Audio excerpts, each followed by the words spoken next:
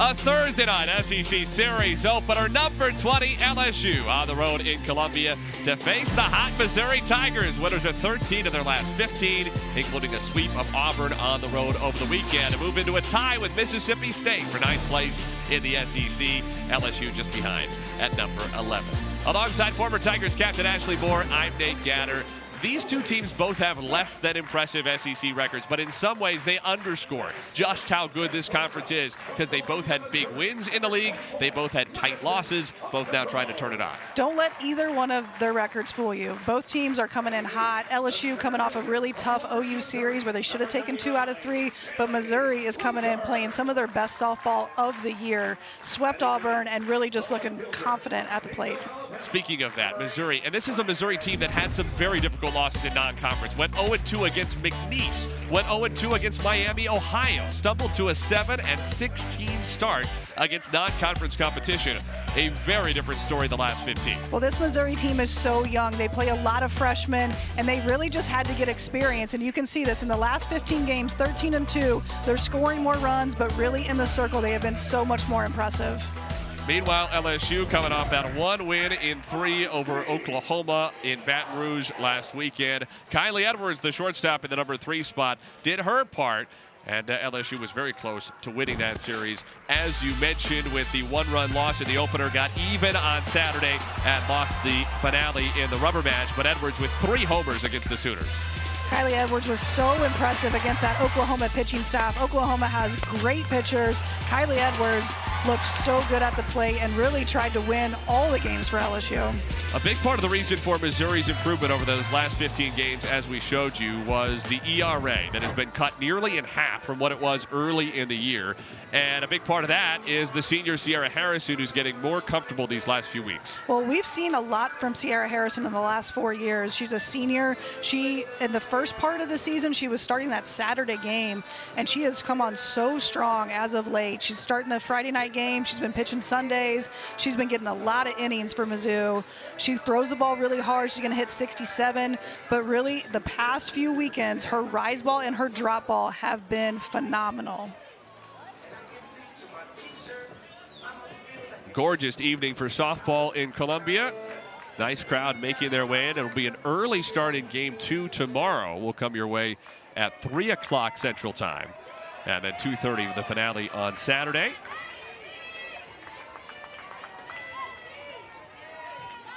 Taylor Lassiter leads off and sends it on the ground to second base.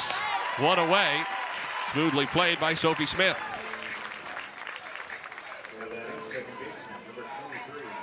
We talked about Harrison and how impressive she's been these past couple weekends, and really she's been just really efficient. She's not worried about getting the strikeout. She's just worried about getting the out. She's really relied on her defense, and you can see that from the first batter with the 1 pitch and 1 out. Ball 1 to Sierra Daniel, the second baseman.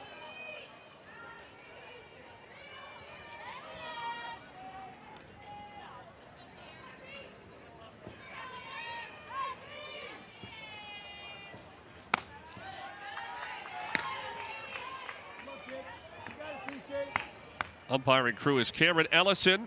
The crew chief behind home plate, Carlos Guzman at first. Gil Zayas is at third.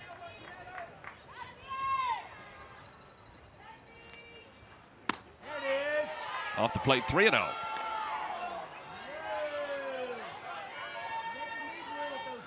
And as mentioned, the dangerous Kylie Edwards on deck.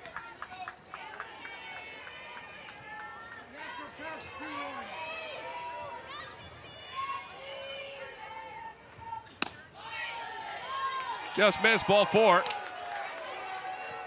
Sierra Harrison's wondering where that pitch was. No ABS challenges in softball just yet. Might hear a little chatter from some dugouts on some close pitches. Yeah, if you're missing those days in Major League Baseball, since they've mostly gone out the window now, we still got them for you here in the SEC. Edwards in the box.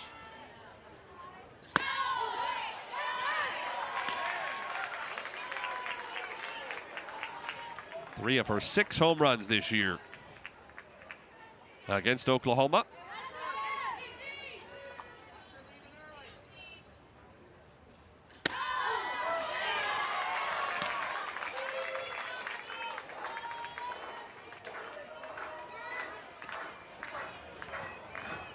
Harrison has gone strike 4 straight balls and back-to-back strikes to get out ahead of Edwards.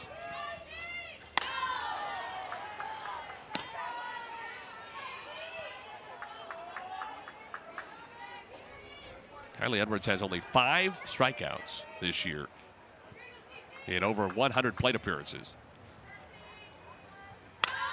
Fisted to short, taken by Updegrove. 2 down. It does move Daniel into scoring position.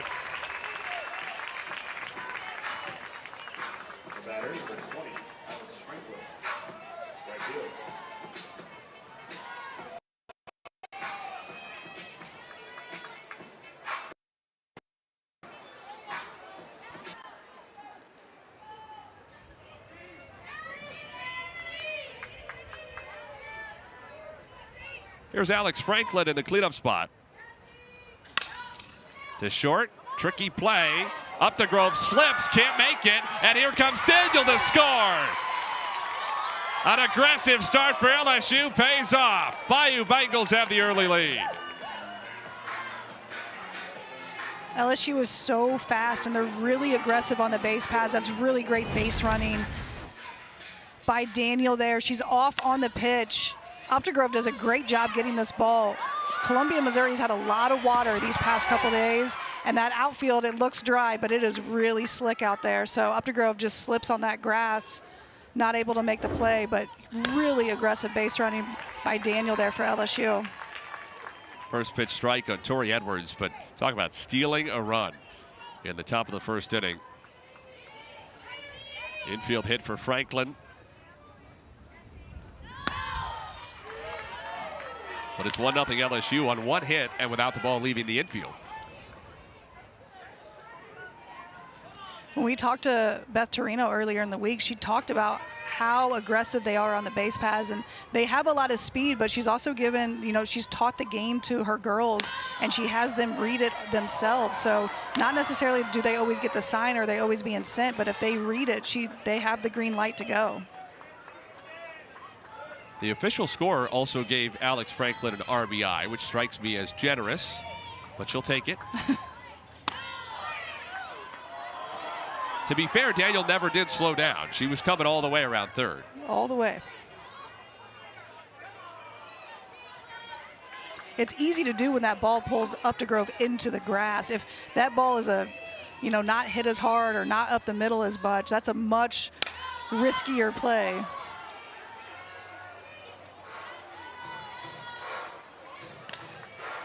And it's difficult for Updegrove because she obviously doesn't know she's going to slip. And if she hadn't, she probably had a fighting chance to get it there. She's got a strong arm, so you can't totally blame her for trying to get the out. No, I think she definitely, it would have been a bang-bang play, but I think she had a legitimate shot of getting her. She has to try and make that out. It's the 3rd out of the inning.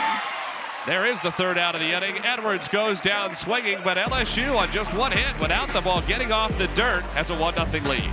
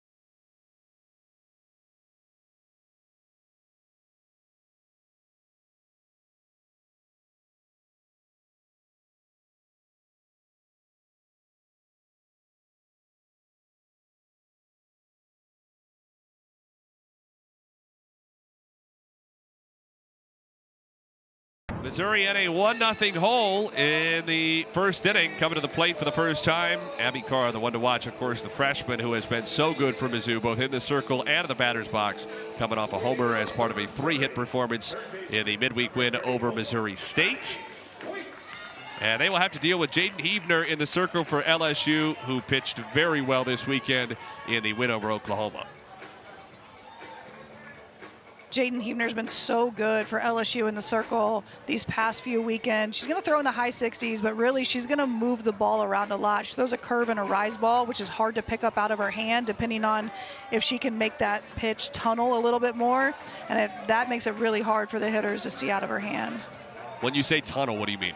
When I say tunnel, it's like if I can make my curveball look the same as my rise ball, or if I can make my curveball look the same as my drop ball, and it's a lot harder for that hitter to pick up. Softball's a lot quicker of a game than baseball, so you don't have as long to pick up on where that ball's going to spin to or where that's going to move out of the zone. Addie Waits leads off for Missouri. Abrascato and Forrester scheduled to follow in this first inning. Just one hit, an infield single in the top of the first for LSU, but the aggressive base running of Sierra Daniel put them in front.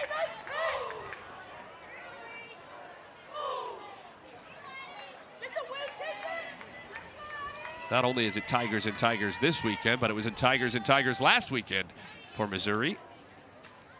Sweep at Auburn. Over former Mizzou assistant coach Chris Malvo, now co-head coach at Auburn.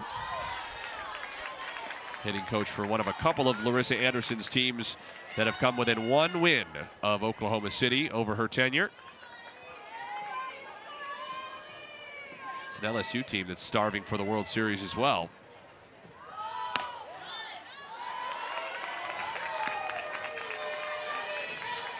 The Missouri-Auburn series, first sweep in the SEC in almost 2 years.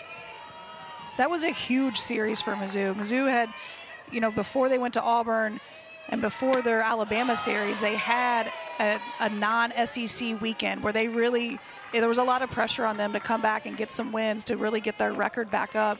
They did that. They gained a lot of confidence. It gave the freshmen a lot of confidence. Missouri has a very young lineup. They just needed that confidence. They needed to learn how to win again. Heavner comes back from 3-1 down to strike out Waits. One away.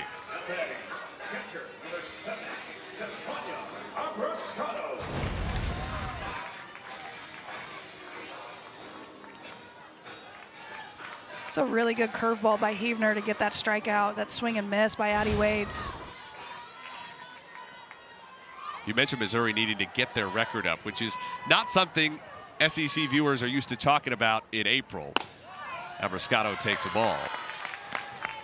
Ordinarily, we'd be talking about RPI, series wins, where you stand in the SEC, potential conference tournament seeding. Any of those things would be fair game conversations. Usually, we're not talking straight up about record, but for Missouri, that's the situation heading into the back half of the regular season at 20-18. And although they have a resume right now that would at least put them on the bubble, if not the right side of it, to make a regional, you have to be 500 or better. And that is not going to be an easy task for Mizzou. Well, we talk about it constantly, right? Every weekend, it's the SEC, and everyone can maybe get tired of it, but the SEC is grueling, and you can see it. LSU is a very good softball team. Mizzou is a very good softball team. They only won 4 games in the SEC, and they're, you know, Mizzou tied for 9th in the SEC, LSU right below them at 11th. Like, it is a tough league. It doesn't matter who you're playing or where you're going into. It's like a regional or super regional every single weekend. Abrascato waves and misses. Back-to-back Ks for Heavner to start the first. Mizzou has won 5 games in a row, including a couple of midweeks. Get another look at the swing and miss by Abrascato. Counting this one, 17 games remaining for Mizzou. All but 2 of them against SEC competition. All but 1 against power conference foes. Here's Sydney Forrester. Caught the corner for a strike.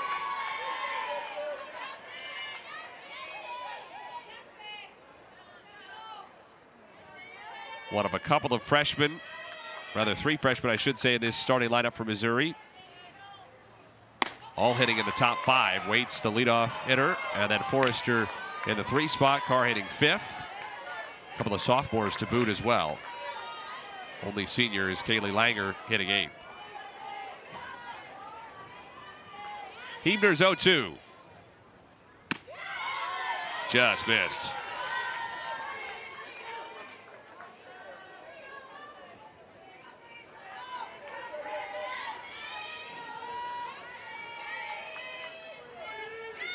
"70 strikeouts on the season already for Huebner.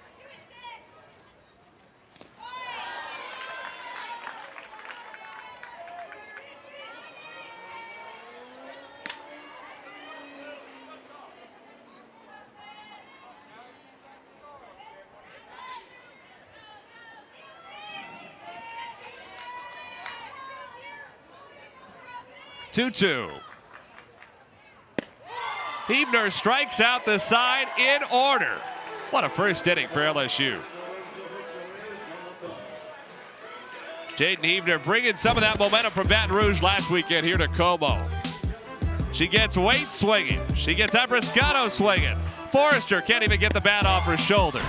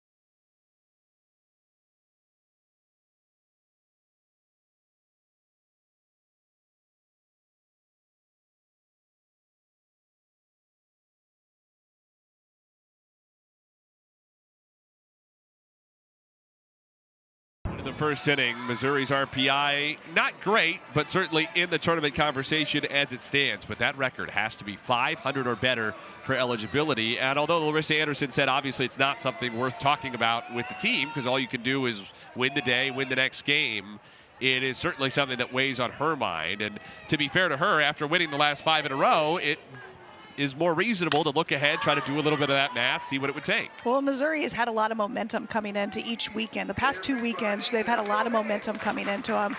They've been playing with a lot more confidence. They're not senior heavy. They only have a few seniors in the lineup. You know, they're very freshman heavy. So to put that pressure on the freshmen of you have to win, you have to win, you have to win, it's more of like we got to take this game by game. We got to take it pitch by pitch. Now, in her mind, she's thinking about it and she's counting down each win and each game. But as a team, you really can't let that happen, especially to a younger team like Missouri has. Charla Lorenz leading off the second for LSU, transfer from Louisville. And she looks at strike 3. Sierra Harrison with back-to-back Ks, one to finish the first, one to open the second.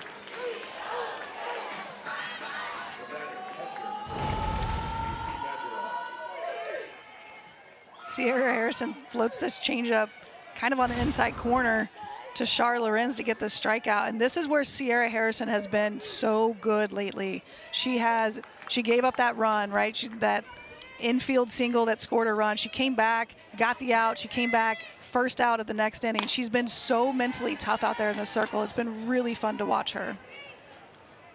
Macy Bergeron, the senior catcher.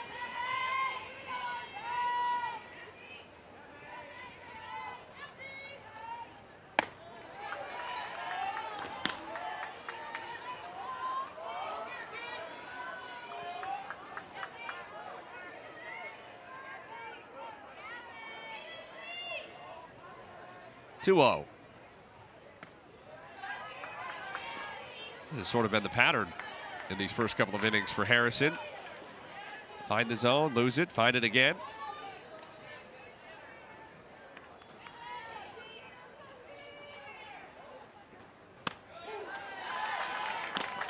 Four-pitch walk in the first inning with one out to Sierra Daniel that ultimately burned Missouri when Daniel came around to score.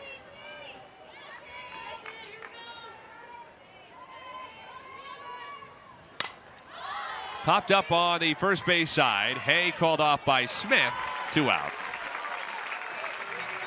Talking about the tournament resume for Missouri. On the LSU side for Betzarina, it's less about getting into the field. It's more about the possibility of hosting, and an RPI of 15 indicates they're right there on the line. You're on the bubble, right? So Missouri with that RPI on the bubble of the tournament, but that 15 RPI on the bubble of hosting a regional, which really just gives you such an advantage as a team. They had a big win against OU last weekend, really played a really tough series with them, could have come away 2 of 3, which you really want to get. If you could get that series from Oklahoma, that's huge for LSU.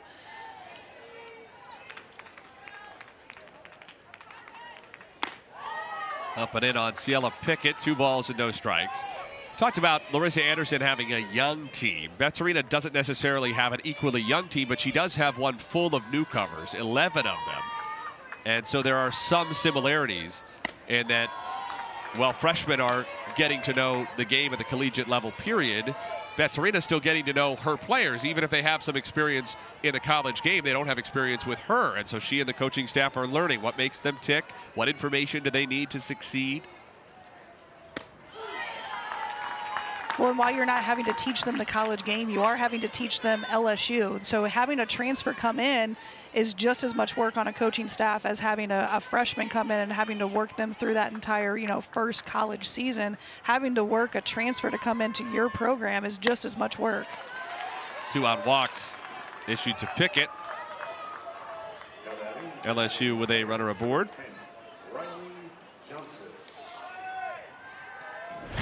Tennessee hosts LSU to start a big 3-game series tomorrow in Knoxville. Coverage begins at 5:30 Eastern, 4:30 Central on the SEC Network and the ESPN app. That is, of course, baseball. LSU softball will still be here for the next 2 games as scheduled. There's strike 1.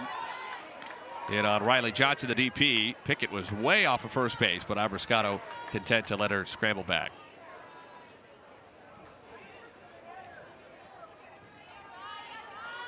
LSU does have 2 freshmen and 3 sophomores in the starting lineup. The 2 freshmen back-to-back in the 8-9 spots, Pickett and Johnson. 1 ball, 1 strike.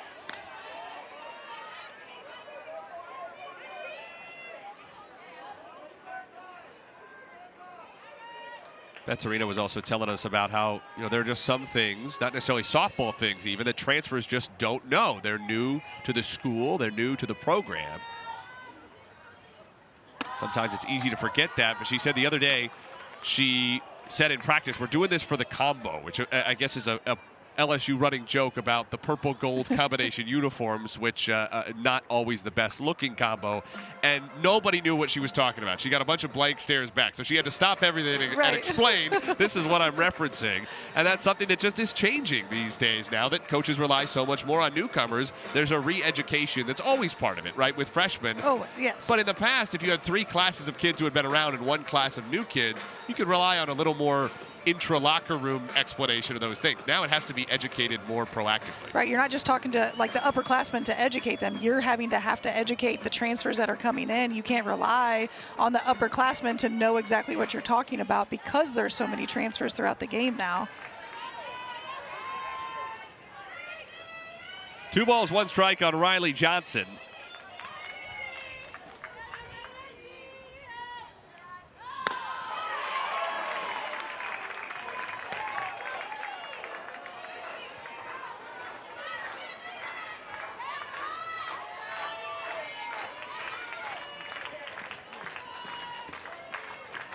Two and 2.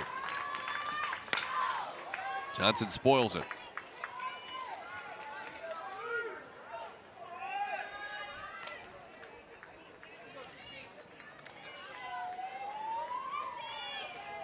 Harrison has struck out 2. She has walked 2. LSU still has not hit the ball out of the infield. But good base running gave them a 1-0 lead.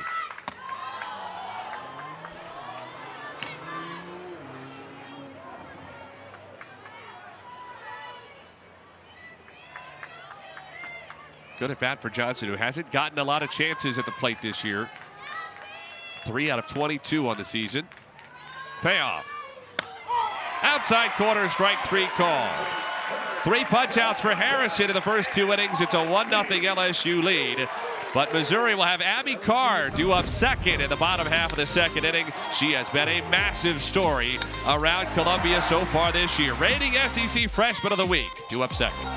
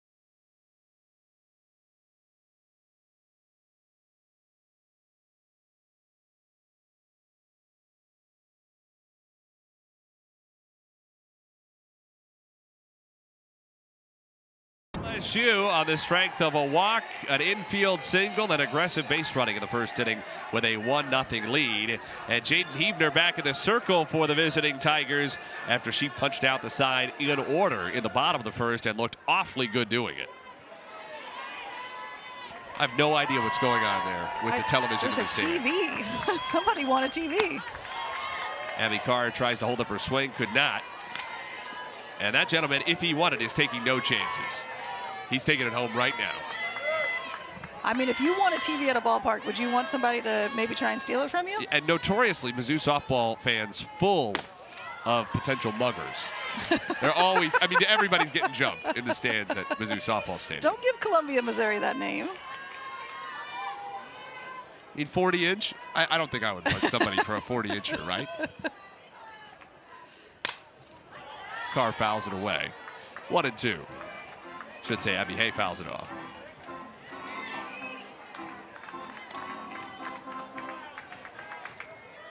Hey, second team All-SEC a couple of years ago as a freshman, burst out of the scene for Missouri.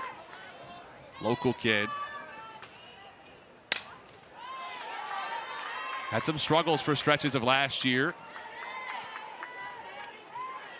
She was battling an injury last year, and then she was struggling, and then I think just trying to push through that and prove that her freshman campaign was worth it. And sometimes just sophomores in the SEC, they just have a tough time coming back after having a really successful freshman year.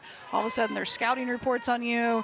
Coaches have watched a lot of video. They know what pitches they can throw you to get you out. Just really tough to come back that sophomore year. Hey, Chase is upstairs. Heavner with 4 strikeouts and as many batters. And Abby Carr, the reigning SEC Freshman of the Week, comes to the plate. Listen, I'm not sure that you can say any more good things about Abby Carr than we've already talked about all season long. She's so impressive. She's so impressive in the box as a hitter. She is so impressive in the circle as a pitcher. Just the attitude and the calmness she has out there as a freshman is so impressive. 6-game hitting streak. She's had multiple hits in 4 of those 6.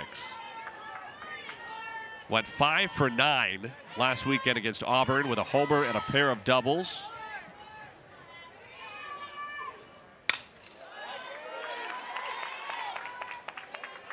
But Huebner is working ahead. She has a foot on the proverbial Missouri neck in these early innings, and she is keeping it there. And you mentioned it, Huebner's getting ahead of the Missouri hitters, so she's getting ahead of them. They're having to chase balls out of the zone, swing at pitches they wouldn't normally swing at.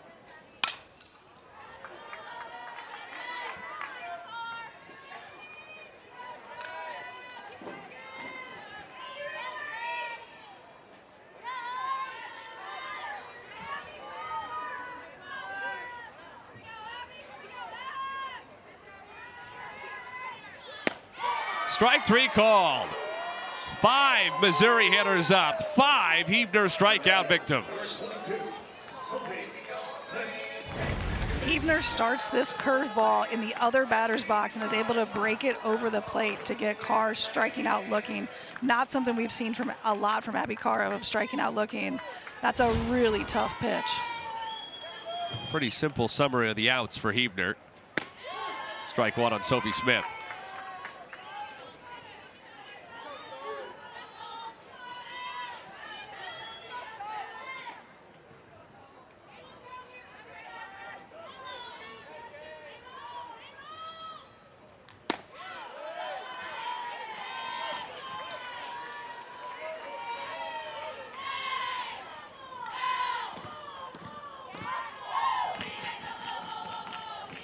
LSU defense still waiting to get involved.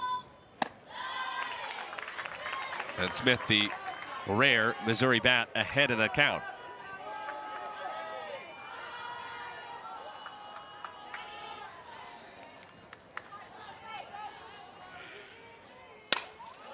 Smith off her hands.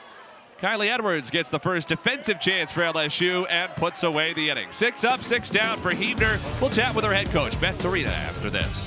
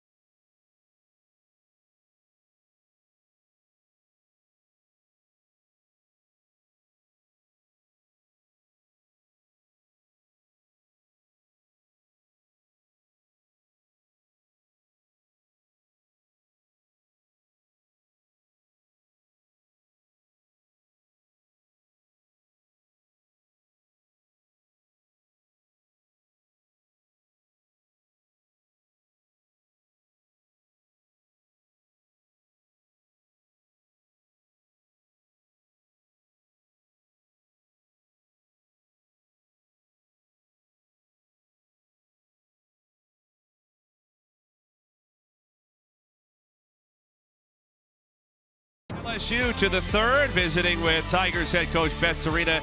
Coach, we love to talk about the speed and aggression with which this team plays, and it was on full display in the first inning, a run without leaving the infield.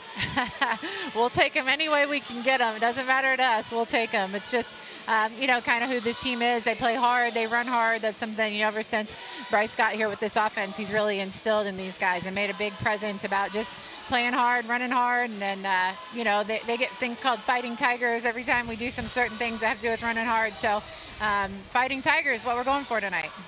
Coach, Jaden Huebner is phenomenal out there in the circle right now. What do you like from her right now? Well, I like everything about her every day. So not just today. I think she's awesome. I'm proud of her all the time and what she does and how she carries herself. She's just so good for this team. She's an awesome teammate. She's just an awesome pitcher, player. Just easy to pull for somebody like her. But she looks great tonight, I think, throwing hard. She has been a lot lately throwing hard. So like to see the velocity that she's commanding the zone with and just doing a great job. Appreciate your time, Coach. Thank Thanks, you. Coach. 1-0 LSU as we head to the third. You heard her mention Bryce. That's Bryce Neal, her assistant coach. And one of the things I enjoyed from our visit with her this week is her talking about how Bryce always has a speech for the team. She feels like every single day he's got a speech for the team. And it sounds like sometimes she gives him an A+, other times like, okay, it's kind of middling. We're going to need a ranking over the course of the season of every Bryce Neal speech, according to Beth Torina. Yeah, sometimes you got to start again the next day, but Bryce has done a great job. I think really with the mental aspect of the game with these hitters, just sometimes it doesn't go your way, and he's really tried to instill that in the hitters. You got to be aggressive, you got to do all this stuff, but you also can't let one bad at bat or one bad hit or one bad out get to you. Top of the order for the Bayou Bengals here in the third. Jayla Lassiter, Sierra Daniel, Kylie Edwards. Lassiter grounded out on the very first pitch of the game to second base back in the first inning.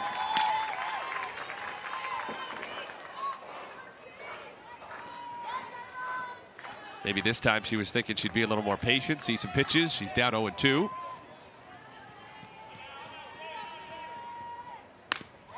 Stuck her elbow out a little bit, and I think she's going to be called back to the plate.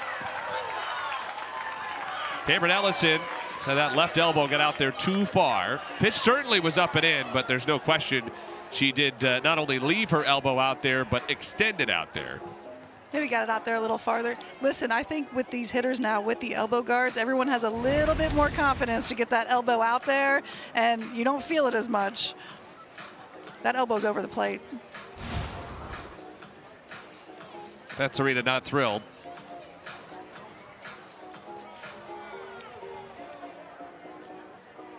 Cameron Ellison called it right away, pointing down to the box, saying, come on back. Batarina did at least succeed in convincing him to have a conference with the base umpires. Carlos Guzman at first, Gil Zayas at third.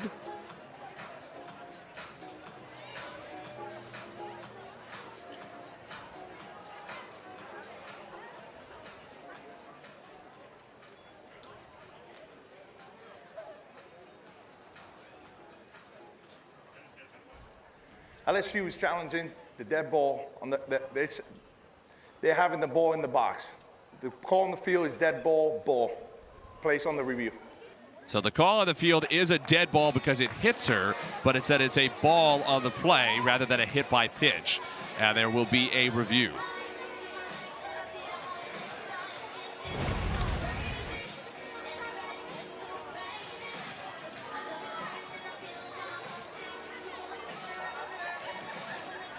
That contact, maybe it's not fully over the plate, but it certainly from that angle looks like it's on or over the chalk. Right, I think if you draw a line on where the corner of that infield of that plate, that elbow is over the plate. After review.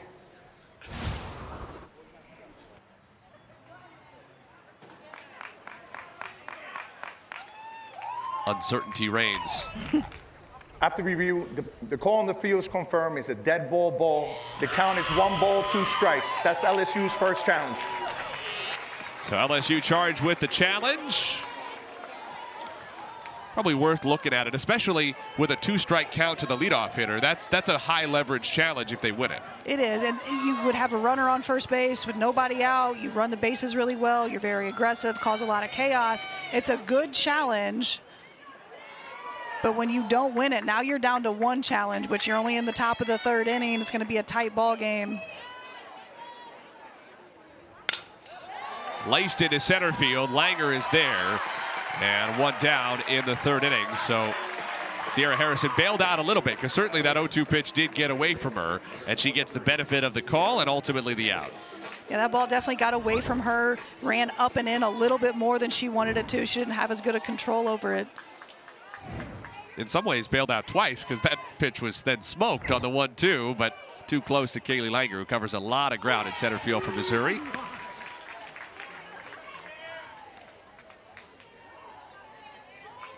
Kaylee Langer gives her pitchers a lot of confidence when that ball goes up in the air. Even if it's not to dead center, she covers so much ground out there. She's so much fun to watch as an outfielder.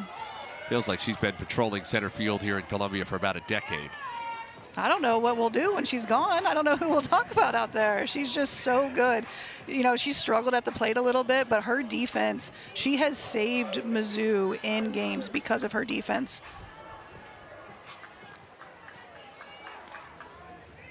And a center fielder who didn't come to Mizzou as an infielder for a change after all the success converting Brooke Wilmus and Alex Honnold there. Off the plate, 1 ball and 2 strikes on Sierra Daniel, who scored the only run of this game after a 4-pitch walk in the first inning.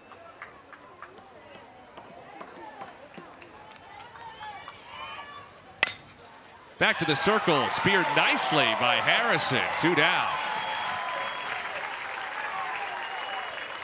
We talk a lot about Harrison's poise out there in the circle, but I don't think we talk enough about how athletic she is as a pitcher and how well she fields her position. She takes away a lot of bunts from teams. She's able to get out of the circle. She's able to get off the mound quickly and get outs, which is not something you see all the time from pitchers. And especially the way LSU runs, there's hardly such a thing as a routine ground ball to shortstop. Kylie Edwards down the right field line toward the pole. It is foul. Edwards to all fields. That easily at home run distance. Now the wind is blowing that way. It's been rotating a little bit. Whether it helped that ball or hurt it is tough to say, because at times it's been blowing straight out to right. At times a little more across the field left to right. So it might have pushed that one foul. See the numbers on Edwards since Clearwater early on in the season. 6 homers in the last 24 games, 3 in the last 2. Updegrove quickly to first, unloaded that one in one motion, and it's a 1-2-3 inning for Harrison against the top of the LSU lineup.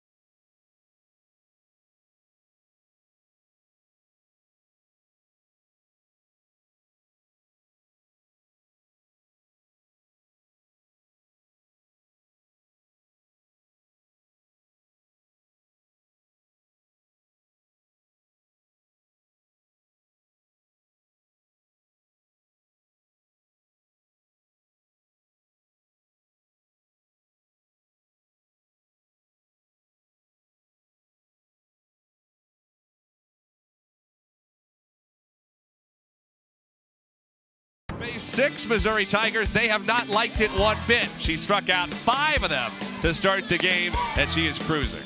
Hebner is throwing the ball really hard today. She's normally in the upper 60s, but she's hitting 69, 70, and this curveball is deadly of hers. Just 29 pitches through the first 2 innings. The first 5 were strikeouts. The 6th, a pop-up to shortstop. So we'll see if the bottom third of Missouri's lineup can put anything together. Madison Updegrove, the first to face her. Kaylee Liger and Claire Cahalan will follow.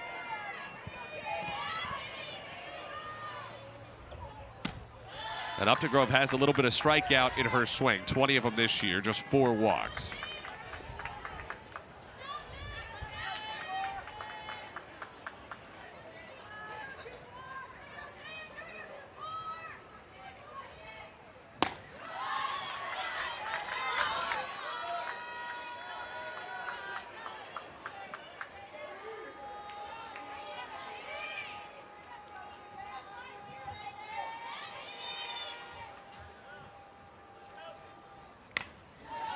One ball, 2 strikes.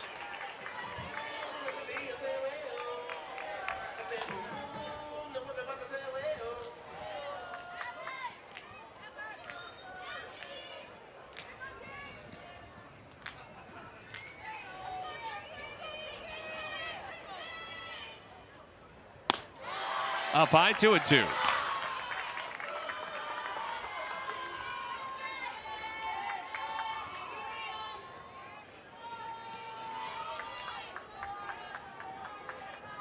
Huebner sitting on 81 strikeouts for the year. In 93 and a third innings. It's a little bit surprising watching the first 2 innings of this one that she doesn't have more than that.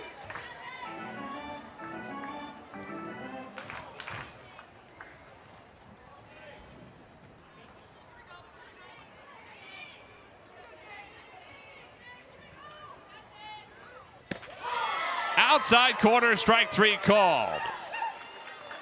Strike out 5 of the first 6. Maybe you get a little bonus on that outside edge. 6 out of 7. Number 1 Texas takes on 5th-ranked Alabama in Tuscaloosa. Game 2 tomorrow night. Coverage begins at 8:30 Eastern, 7:30 Central, right here on the SEC Network and the ESPN app.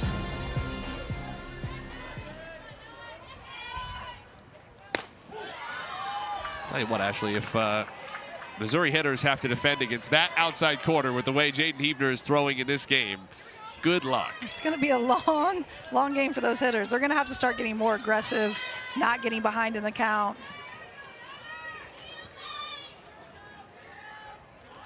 That Alabama-Texas series anticipated. 2 of the top 3 teams in the SEC. And Alabama, if you can ever say this, sort of surprising people with their start this year. Picked down toward the middle of the conference in the preseason.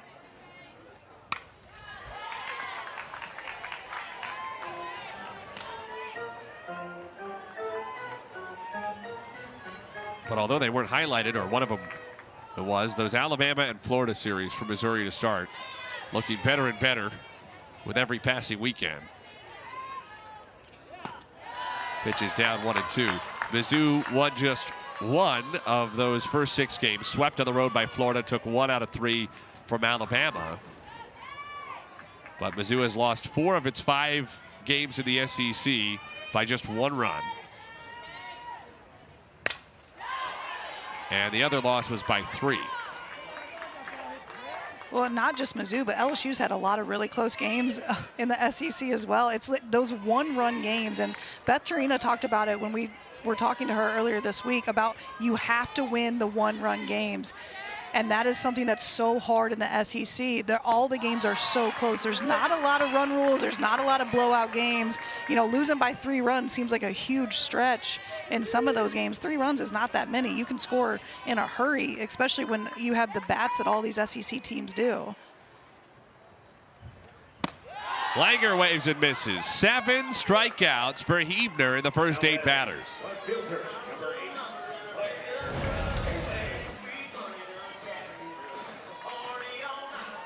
Huebner doing a really good job mixing in her curveball and her rise ball. It's really tough to pick up, especially Mizzou has 3 lefty hitters. You're going to see the 3rd lefty hitter here, and Claire Cahalan.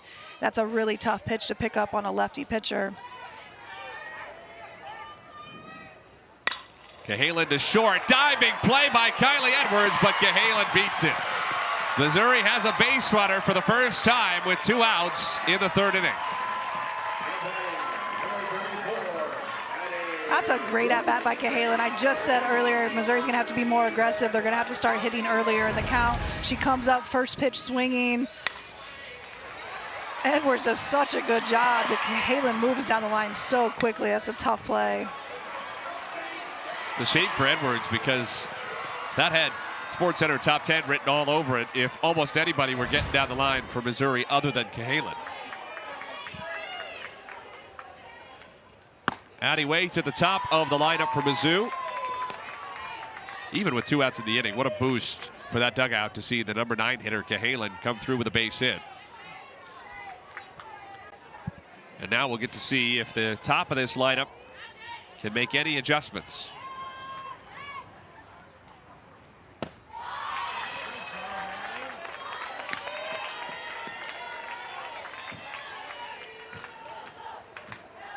It's informative.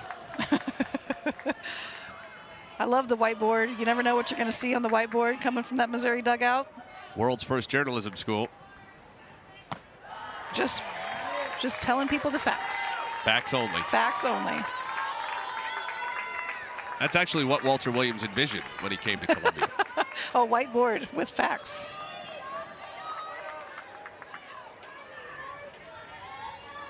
Three balls, no strikes on Waits.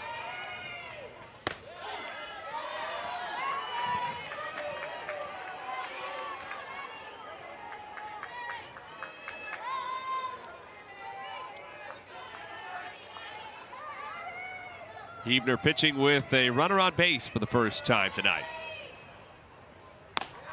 And walks Waits on 5. So Jaden Huebner nearly flawless for the first 43 pitches. Since then, a single and a walk. It's the second time through the lineup for Missouri now. Cahalan, that was her first at bat, did a great job at the plate getting on. You're going to see Missouri take a different approach this second time through the lineup. Zafanya Abrascato, the batter. Mizzou did not care for that strike call. To your point, though, about how tight SEC games are, it has felt like LSU has dominated Missouri the first nearly 3 innings of this game because Huebner has been so good. And yet, Abrascato with one swing, even without leaving the park, could give Missouri the lead. Well, I think that's what makes it so difficult in the SEC. You don't get a batter off. So even that 9 spot, the 7, 8, 9 spots, you don't get a batter off, and you have to be just locked in the entire time. 2-out single for Cahalan. She's at second base. A walk to Waits at first. Huebner against Abrascato with a 1-2. Lifted to left center. To the track, Lassiter with a catch. Missouri puts 2 on. Huebner strands him there. Abrascato just off the end of the bat. Still 1-0 LSU.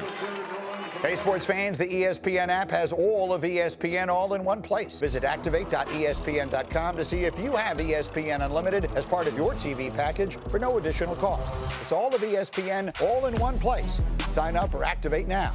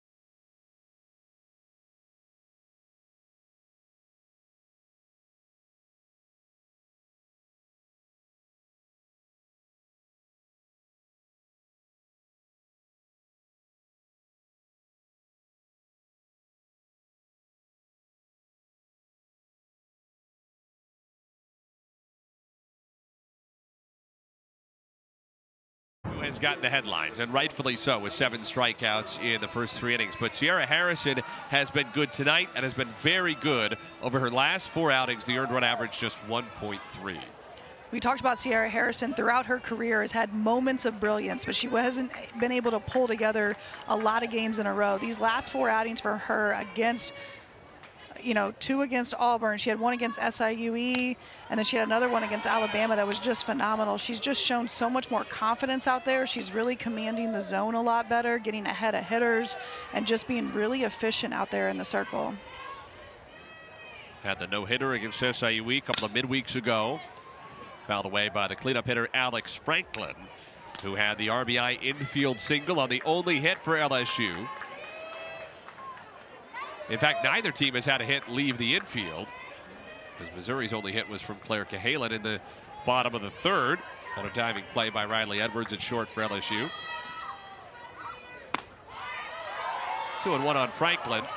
She'll be followed by Edwards and Lorenz in this fourth inning for the Tigers.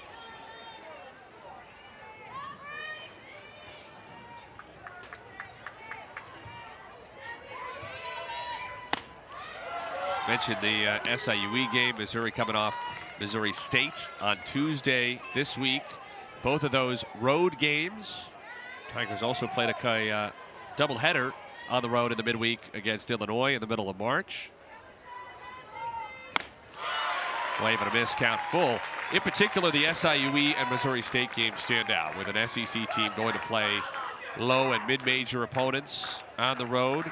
But in the area, SIUE in Edwardsville, just across the Missouri-Illinois border in the St. Louis area. Missouri State in Springfield in the southwest part of the state. To short for Updegrove, one away. And Larissa Anderson said that's intentional.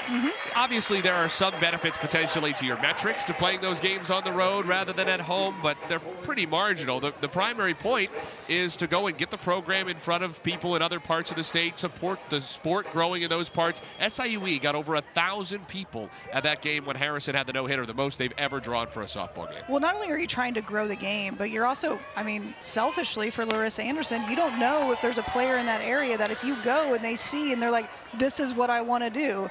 You know, you have some standout sixth grader who doesn't even know about Missouri or doesn't know how good they are, and then they come and they're able to watch a game, they get enamored, and that's what their dream school all of a sudden. So you're growing the game, you're getting those mid-majors some exposure, getting them more fans, but also selfishly making sure that you're in front of everybody and being like, okay, we get it, we're here, but also we want you to come to us.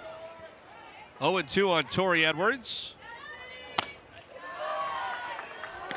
Obviously, it's a different scope, both in the sense that this is regional and Missouri as a program does not command the same level of national attention that Oklahoma does. But it's reminiscent of Patty Gasso going during the non-conference and playing games against mid-major opponents all over the country, in particular in California. She did that last season, and it is a commitment to growing the game, and in particular for her being at Oklahoma, understanding the responsibility, the opportunity at the very least. Well, when you talk about commitment, and it is a commitment because the SEC season is long and it is a grind. So if you're going to take that midweek game and you're going to travel and you're going to go to a mid-major, that's even harder on your team. You really have to dedicate that time and energy, knowing that your team has to rest, knowing that they have to get the proper nutrition, they have schoolwork in the middle of the week. It's all of those things that you're really taking into consideration to grow the game of softball.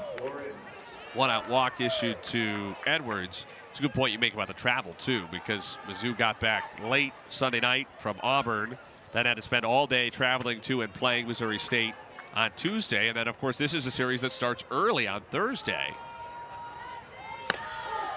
So really Missouri didn't get a chance to have a standard practice at all this week, because Monday they were off after getting back from Auburn.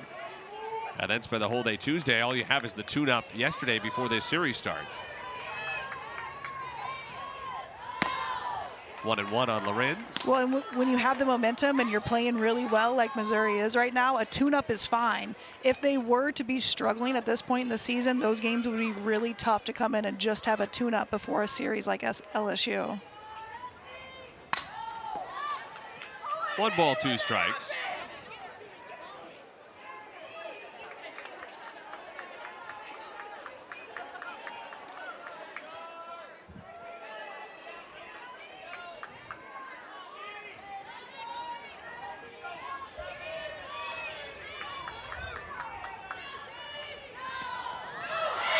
Edwards on the move. Abrascato a little late to recognize it, and Edwards snags the extra 60 feet. We talked about it in the first inning, but LSU was so good on the base paths. They read the ball really well. That ball, it hits in the dirt, gets away just a little bit from Abrascato and gets the stolen base.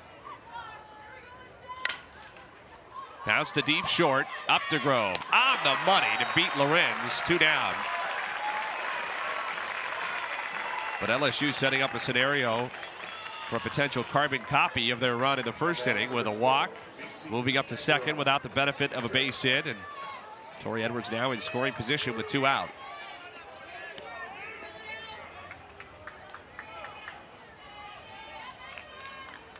Macy Badger on the batter. Generous strike 1. That outside corner has been available against right-handed batters.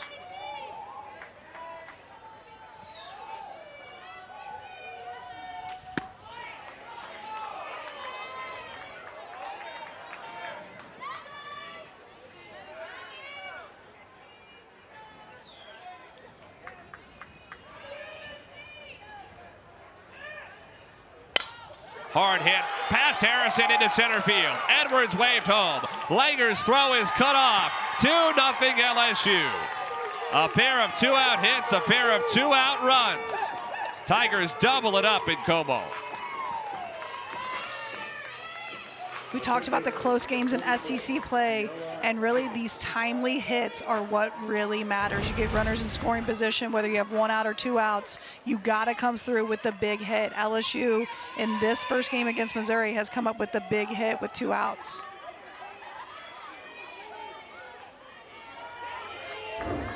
First hit for either team that has touched the outfield grass.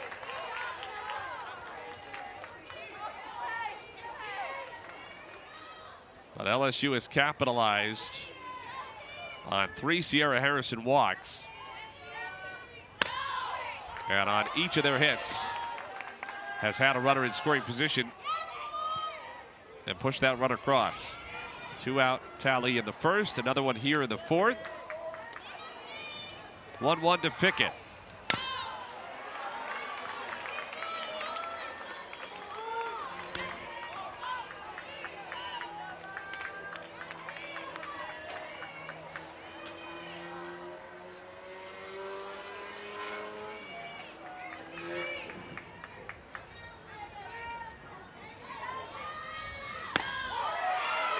Strike 3 called.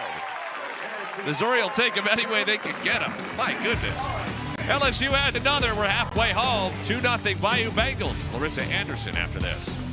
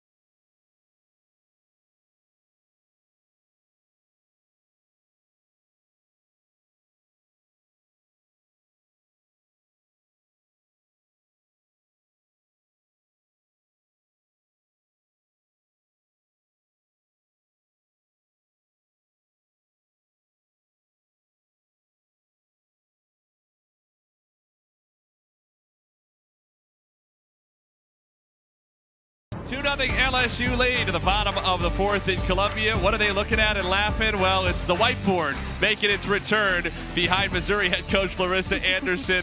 And they are always having fun behind you, aren't they? You know what? It's good to know that there are still smiles in that dugout, even down a couple of runs. I mean, you got to have fun, right? It's a game. I mean, they're definitely enjoying themselves. Coach, Jayden Heavner for LSU has been really tough out in the circle. What do you want to see this second time through the lineup for your hitters? One, I'd like them to take that pitch that's up, zone down a little bit. I think we're expanding the strike zone at the top. We know it's a good rise ball, but the best way to be able to handle a rise ball is to lay off of it. Thanks, Coach. We appreciate your time. Thanks, MIZ. I was distracted laughing at Sanaya Hill and Natalie Touche.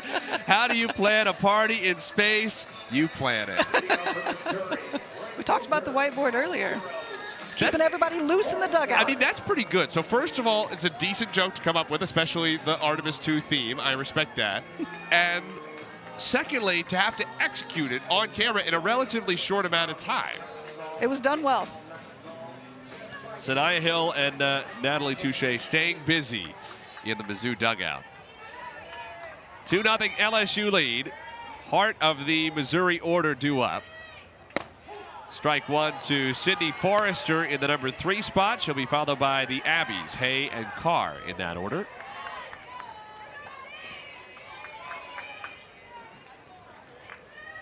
Heavner has punched out 7.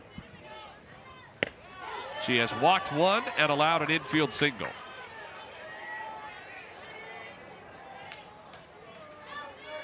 Her season high in strikeouts is 11. That came at McNeese back in February.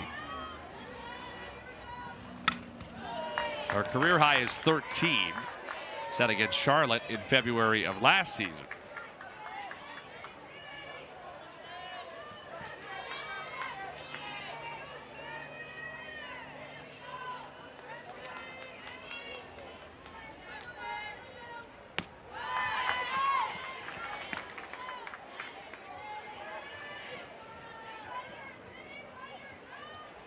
This is already more than she's had against any other SEC team this season. Prior high was half a dozen against South Carolina in a game that went to extra innings last month.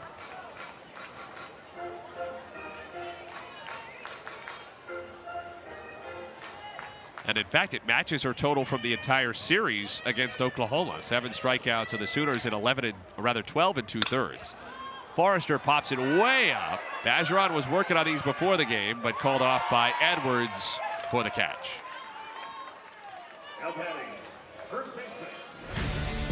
We'll have a 2-hour best of the SEC Equestrian Championship for you Monday night, 9 Eastern, 8 Central. All the top moments from the Auburn University Equestrian Center. South Carolina came in as the defending champs. Be right here on the SEC Network and the ESPN app. We getting emergency contact work done by Avery Hodge. No, it's eyelash work. Avery Hodge initially, and then Bergeron said, "Got to let a senior catcher handle this." This is teamwork here, right? You got to know. You got to know your pitcher. You got to know. Saw her say something in my eye. Maybe it's an eyelash. Maybe it's a little bit of dirt. You never know. Riley Edwards came in too. It's like in triage at a hospital when somebody needs a consult. You got to bring everybody in. Kylie Edwards, I should say. 1 away in this 4th inning. And here's Hay.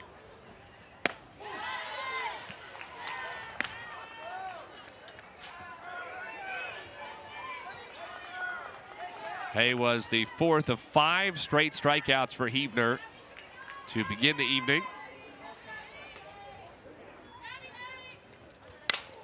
Hard hit through the box.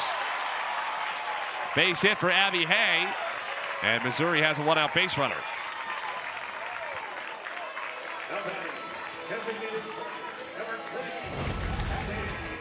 See Abby Hay trying to call time here. Doesn't get it granted, almost. Sometimes that does a little bit for you as a hitter. You don't get to think as much. You don't have to step out and think about the pitch coming, and just does her swing and does a great job taking that ball right back up the middle.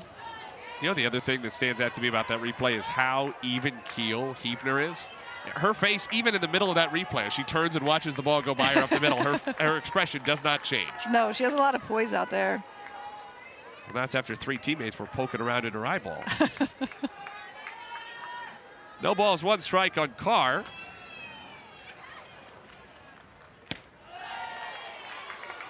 Missouri put 2 runners on with 2 outs in the 3rd. Infield single for Cahalan and a walk. Look at the last 6 games for Carr coming into this one. Abby Carr has been so impressive to watch as a freshman. You talk about poise. from Heavner out there in the circle. But when we talk to Coach Anderson about her team, and she talks about Abby Carr, she just talks about how much poise and how calm she is out there, that she never gets too high, she never gets too low. It's always on to the next pitch, regardless of if she's a hitter or a pitcher. And she's just been so impressive to watch. Strike 3 called. Heavner with punch out number 8, 2 gone.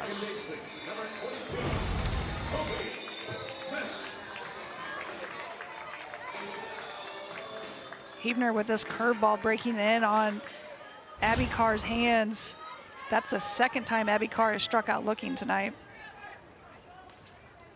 Here's Sophie Smith. Good play by Bajaron to get over for that. Keep Abby Hay from getting into scoring position.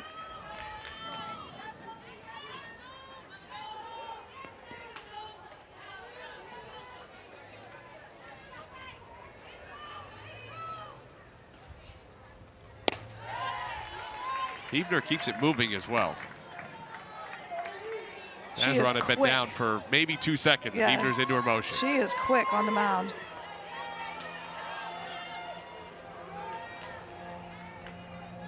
Well,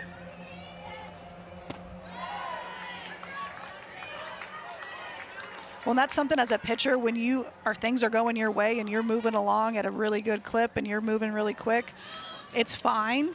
But you can see here she's 3-0. There's a runner on first base. There's 2 outs. You see her senior catcher going out to talk to her and being like, okay, now we got to just settle down a little bit, right? We don't have to move as quick. Because LSU put 2 runners on for Mizzou in the third and got away with it, but barely. Stefania Abriscato did not miss it by much. Fly out to the track in left center.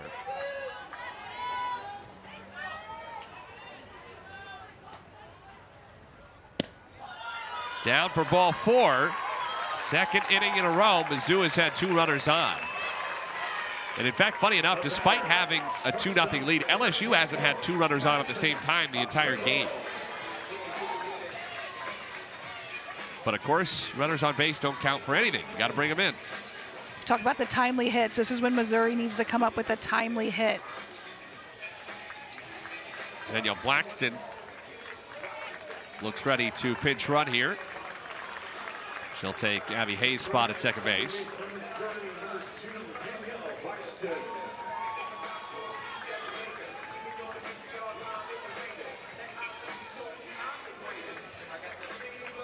Madison Updegrove will be the batter. Struck out looking her first time.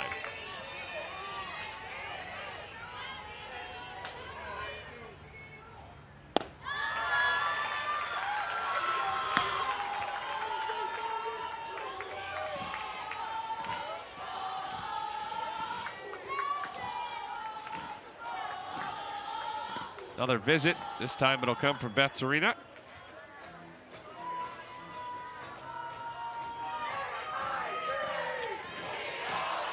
Torina going out, calming down her pitcher, right? She's got 2 runners on, 2 outs. You mentioned it last inning. Abriscato just missed that ball. Flew out to the warning track. You see a little bit of action in the LSU's bullpen. Just making sure that you don't give up that big hit right now. 2 arms have been up. Callie Deal looks like the one most serious. When we talked about Updegrove in her first at-bat, you mentioned she's had quite a few strikeouts this year. She also has a lot of pop on her bat. As a senior in high school, she broke the Missouri State high school home run record. It was broke the next year, again, by another girl here in Columbia, Missouri. But Madison Updegrove has a lot of pop in her bat. She had a really great series against Auburn. She came up really big for the Tigers in some key situations. 3 multi-hit games in her last 5 for Updegrove. And in those 5 games, she has 2 of her 3 home runs on the year and both of her triples. Mentioned that big opener against Auburn, when she had a homer and a triple in the same game. That homered as part of a 2-for-3 performance Tuesday at Missouri State. 1-2.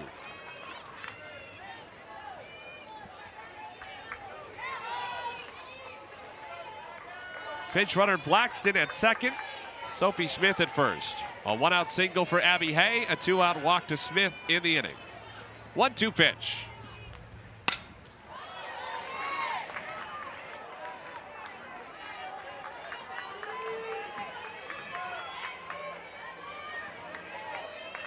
You can see Jason Epstein in the back of that shot. Hitting coach for Missouri up on the top step of the dugout, barking something out to Updegrove. Jaden Heavner has struck out 8 already. Up high, ball 2. An optimistic check by Bajerot.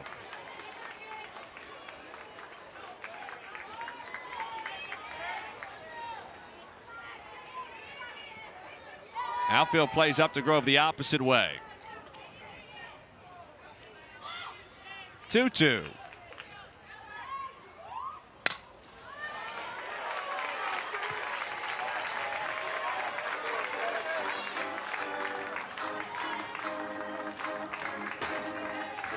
Good at bat by Updegrove here. She's fouled off a lot of tough pitches from Heavner. She got down early in the count and has really fought back. Kaylee Langer would be next. Updegrove swings and misses. Heavner with a big strikeout and a little glance over toward that Missouri dugout. 2 runners left aboard for the second straight inning. Heavner keeps punching them out.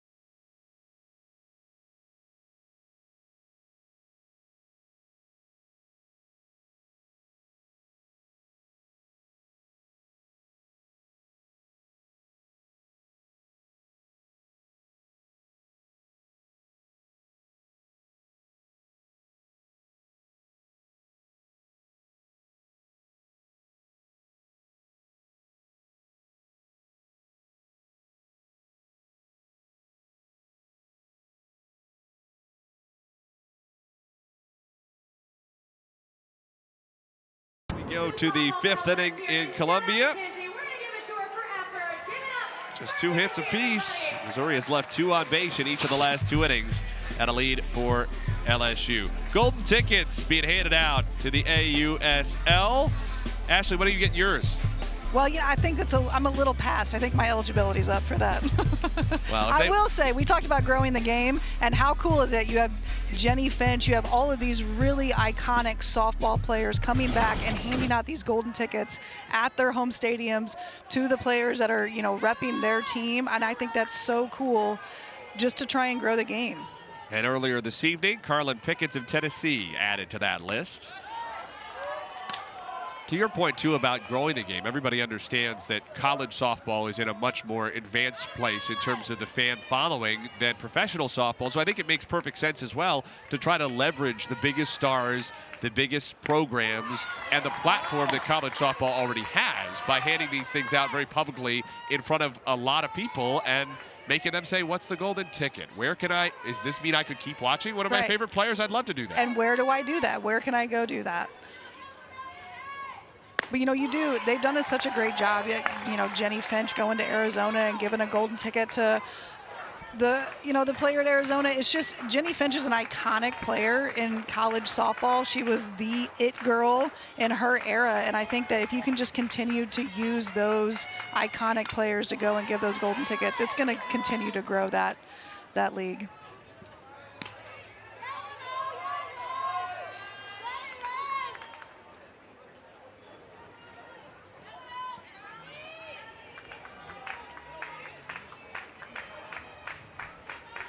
1-2 to Riley Johnson. Into left for Claire Cahalan. One down in the LSU fifth. And the top of the order coming up for a third time against Harrison, who has been very good for the most part, but has had 3 walks, and LSU has made 2 of them hurt.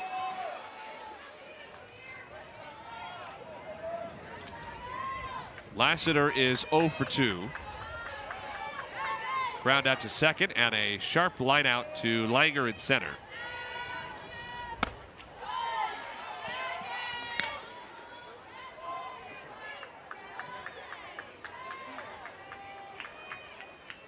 Of course, she thought that last at bat should have ended in a hit by pitch.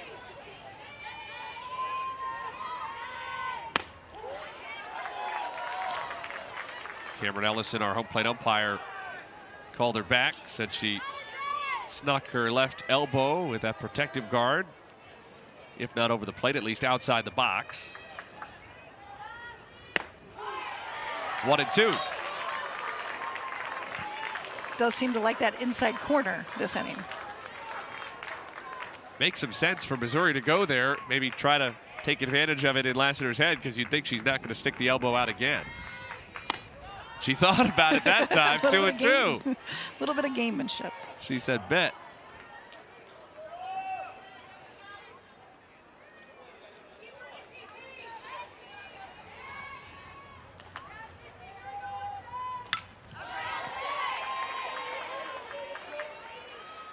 Not necessarily a good protective swing, because I think that pitch was well outside, but an impressive one that she could get all the way out, make contact.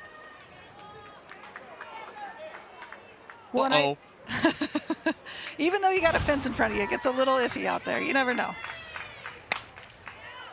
Foul ball.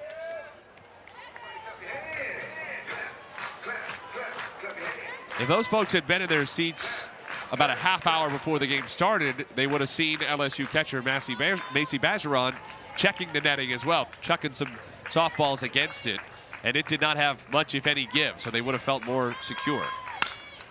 Lassiter, well hit, not well enough. Forrester's there, 2 gone. Tennessee hosts LSU, the baseball diamond, to start a big 3-game series tomorrow in Knoxville. Coverage begins at 5:30 Eastern, 4:30 Central, SEC Network and the ESPN app. Remember, we will have an early start here tomorrow. Same place, SEC Network Plus for Game 2. 3 o'clock start Central Time. 2:30 on SEC Network proper on Saturday.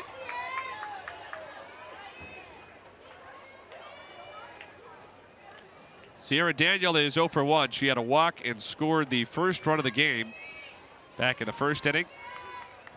Bounced back to Sierra Harrison in the third, though that makes it sound more innocuous than it was. She hit the ball pretty well, and Harrison had to spring to her right to make the play. Bunted beautifully toward third, but it'll just roll foul. Heads up play by Addie Waits there, the freshman at third base, because that was a beautiful bunt by Sierra Daniel. Addie Off Waits, the bat. yeah, she knows she doesn't have a chance at that play. Daniel was down the line quickly, so Addie Waits does, I mean, you just got to see if hopefully it can go foul. 0-2.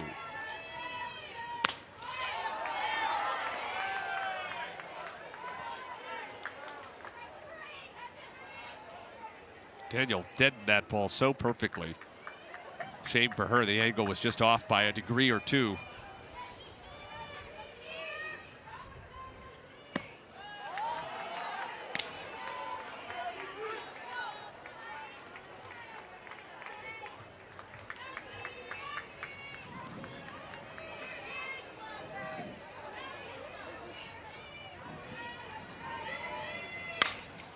Through the left side, a base hit.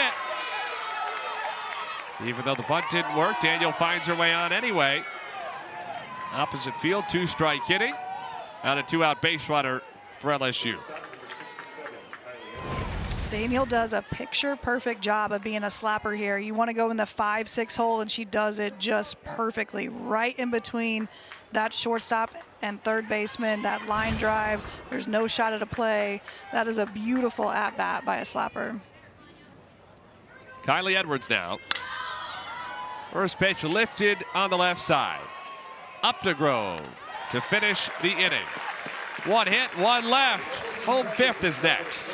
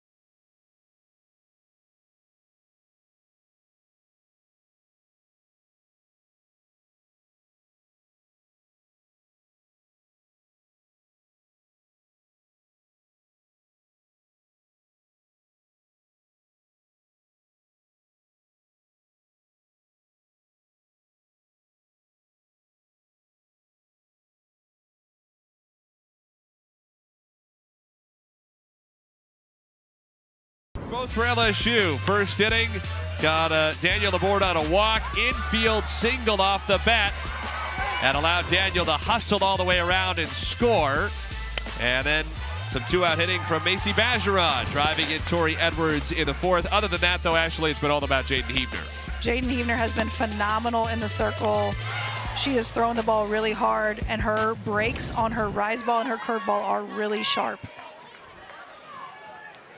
Alex Franklin and Macy Bergeron, the RBIs.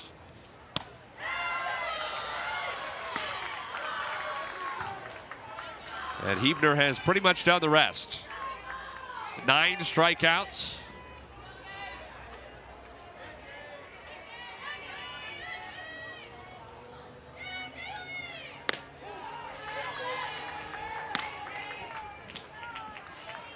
Eight, 9, and 1 for Missouri in this fifth inning. Kaylee Langer to be followed by Claire Cahalan and Addie Waits.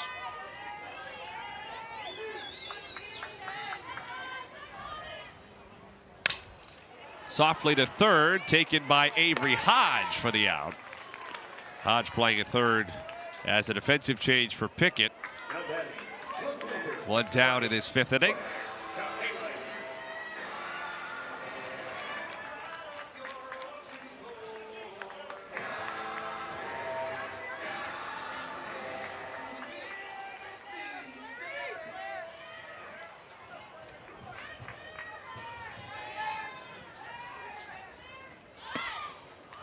Cahalan shows bunt. It's ball one. Huebner is one shy of her career high in strikeouts against an SEC team. That was 10 last year against South Carolina on March the 30th. Though in that game she gave up 4 runs, in part because she walked 5. Just 2 walks, 2 singles, no runs tonight.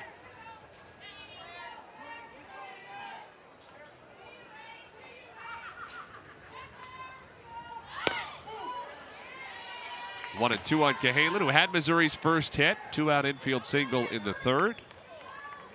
She was ultimately stranded at second. Missouri has left runners at first and second each of the last 2 frames.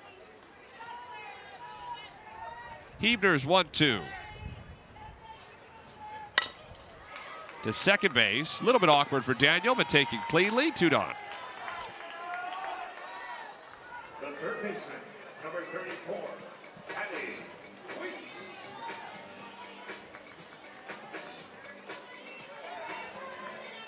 LSU defense not getting a lot of opportunities with how many strikeouts Huebner's had, but they have played a very clean game. That's a good point. That's only the 5th out that's been touched by anyone outside of LSU's battery. Top of the order, Addie Waits takes the ball. She has struck out and walked.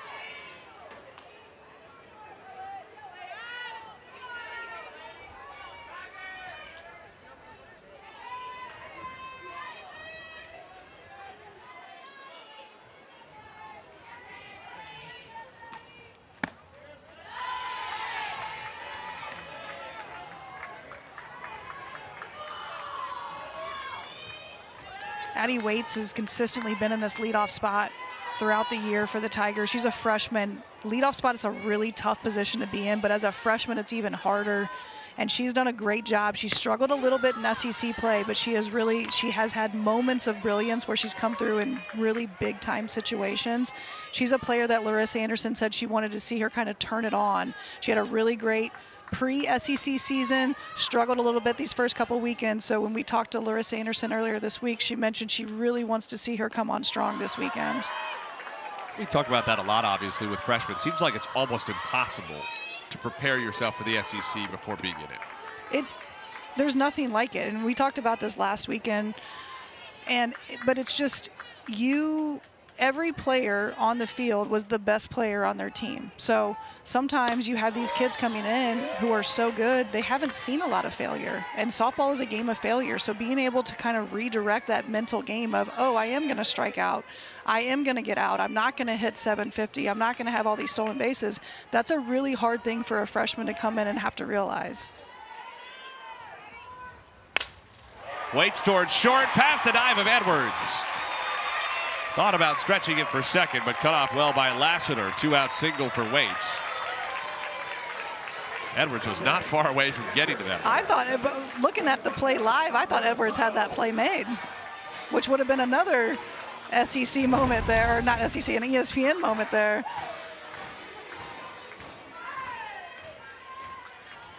The unfortunate thing for Missouri is 4 out of the Tigers' 5 base runners have reached with 2 outs in the inning. They haven't been able to get that base runner on until 2 outs, which has been obviously to their detriment. They haven't been able to come up with that big hit with runners in scoring position. One hitter has reached with 1 out, 4 with 2 outs. Abrascato hammers it through the right side. Waits stops at second. Back-to-back Mizzou singles. But again, the damage all coming with 2 outs. So for the 3rd straight inning, Mizzou has first and second with 2 out. Can somebody finally come through for the hometown Tigers? That's what Larissa Anderson needs to see from her team right now. She needs the big hit. She needs the big hit with 2 outs with runners in scoring position. Credit to Abrascato as well, because she's hit a couple of balls hard in this game. She had the fly out to strand 2 back in the 3rd. The left center that died on the warning track. Sydney Forrester takes ball 1. Well, and it's been interesting watching Abrascato play this year. The past few games, she will just miss a ball, and then her next at-bat, she absolutely destroys it. And that's what happened in this game here. She does a great job of adjusting at the plate. Forrester struck out looking in the 1st, popped up in foul ground for the first baseman Edwards in the 4th. Those 2 at-bats with runners in scoring position have ended the 3rd and 4th innings, respectively.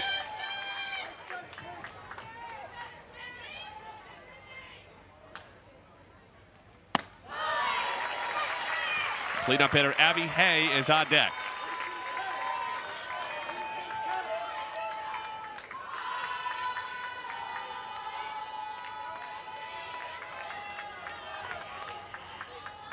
Heavner's 2-1.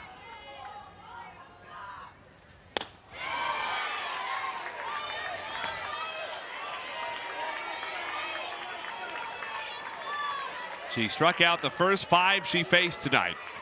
It has not been as smooth in the middle innings, but she's always had enough. She's always had the answer.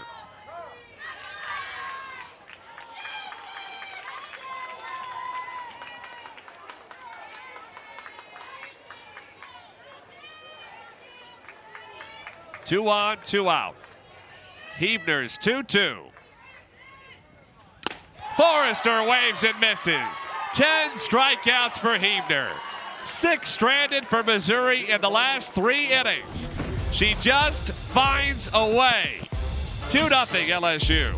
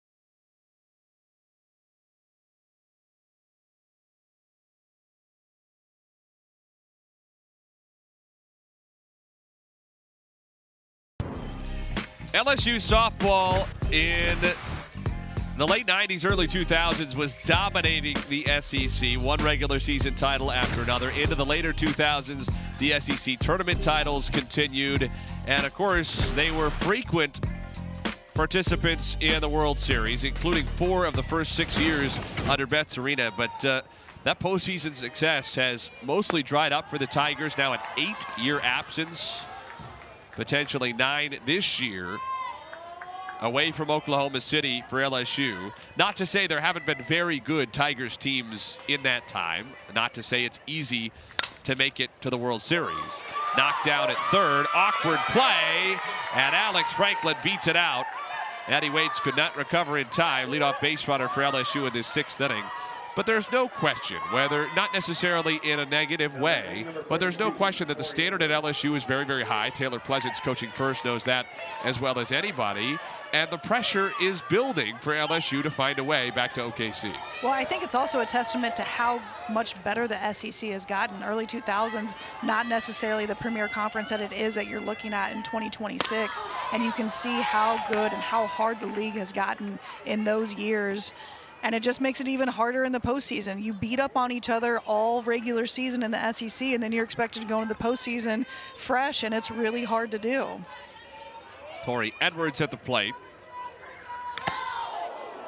That caught a significant piece of Cameron Ellison, our home plate umpire, off the foul tip. He seems to be okay.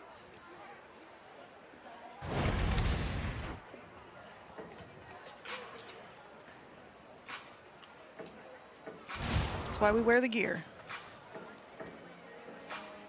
Larissa Anderson just going to check and make sure he's all right. I think this is her bringing out the lineup card like that. Is this the equivalent of catcher taking the ball out, or after the catcher takes a foul tip, the umpire dusts some imaginary dirt off home plate? Yep. I don't think she was doing anything out there. I think she was just having a conversation, giving him a minute to catch his breath.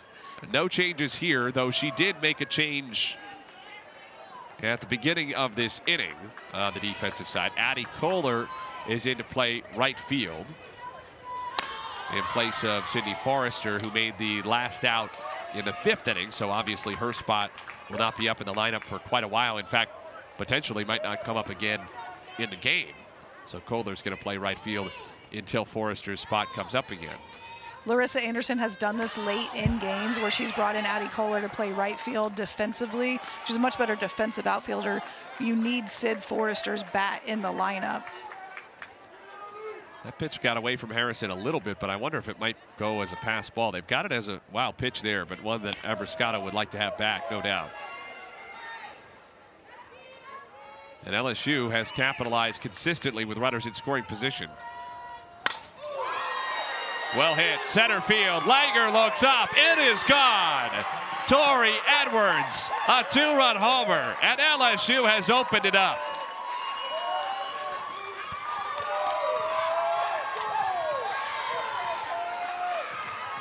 We talked about what a great series LSU had against OU. Edwards comes up big with this home run, breaks this game open a little bit, right? The 2-0 game seems a little bit easier for Missouri to come back from, but that 4-0 lead gives LSU a lot of confidence going in to these last couple innings. The story of this game, Missouri with runners in scoring position 0 for 3, LSU 3 out of 4. Larissa Anderson will make a change in the circle. Courtney Donahue is coming on for Mizzou. It's a 4-0 LSU lead on the road in the series opener.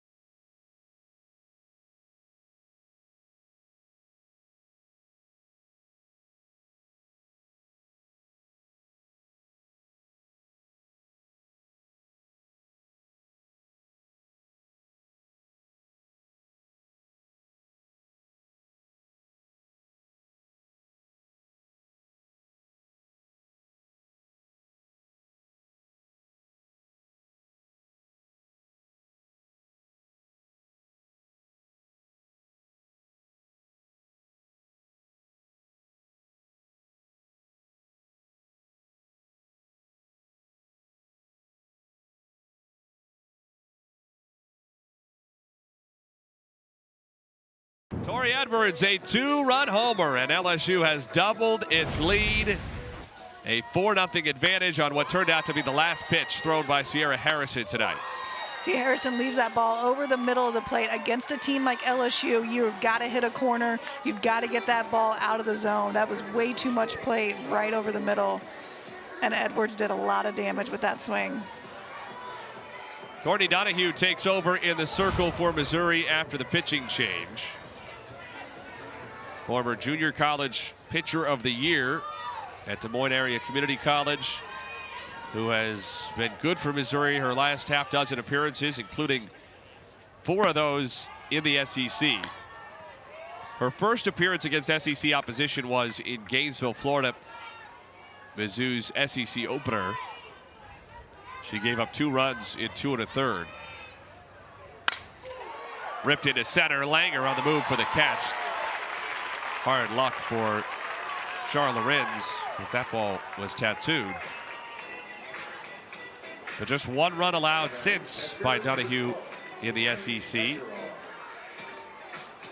Had a further inning against Florida, 3 1/3 against Alabama, 3 against Auburn.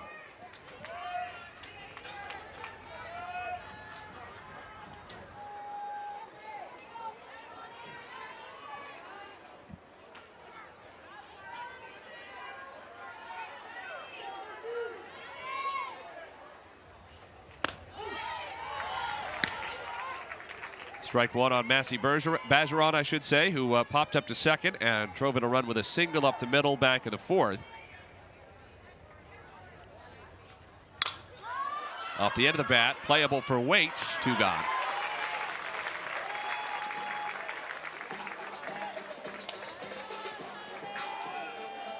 The batter, number 82, Avery Hart.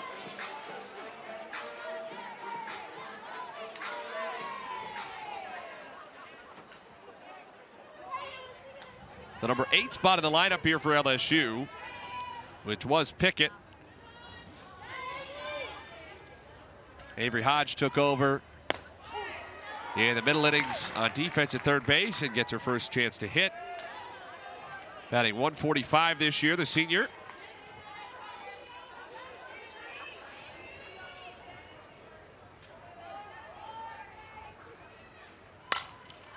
Loop down the left field line, foul ball.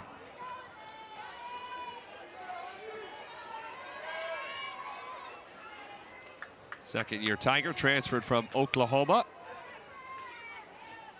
Started all 58 games last year in which she appeared for LSU. Hit over 300.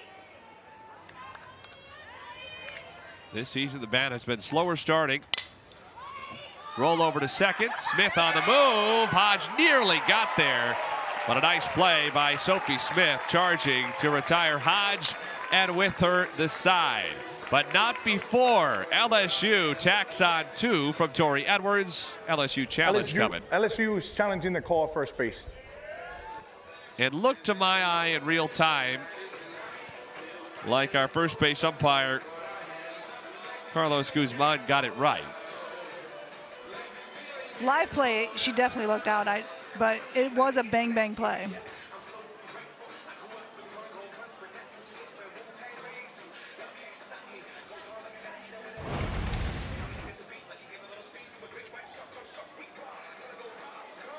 That is really close. Really close. It's going to be hard to overturn. It's when the ball hits the back of Hayes' glove there. Hay lost a little bit from her stretch because the throw was out to her left side. She had to reach to her side rather than extending all the way out to get it. Might have still gotten her. I think if she's called safe in real time, you don't overturn it. I'm not. Oh. I don't know that. I don't know you have enough evidence to overturn this call. So there it maybe hits. There it hits. I think you're probably right. If there were no call on the field and we were just taking our best guess, I think I would say safe. But it's difficult to be 100% sure.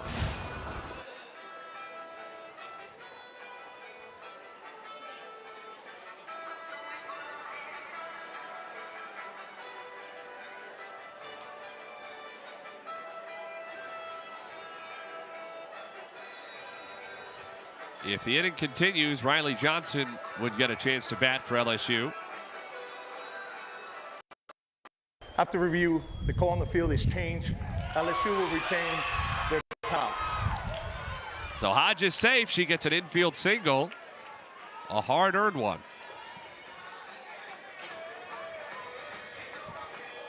See a little bit of relief from Beth Torino there with the second challenge and getting that overturned call.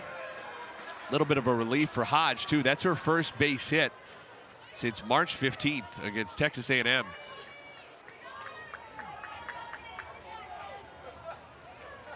Oh, for her last 17 before that one. So in that sense, maybe the tie should really go to her. Obviously, the tie goes to the runner, and it did look bang-bang to the point of a tie on the replay.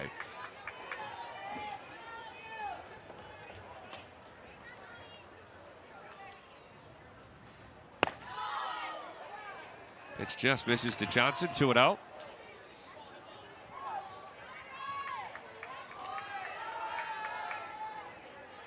Strikeout looking, a fly to left for Johnson in the game.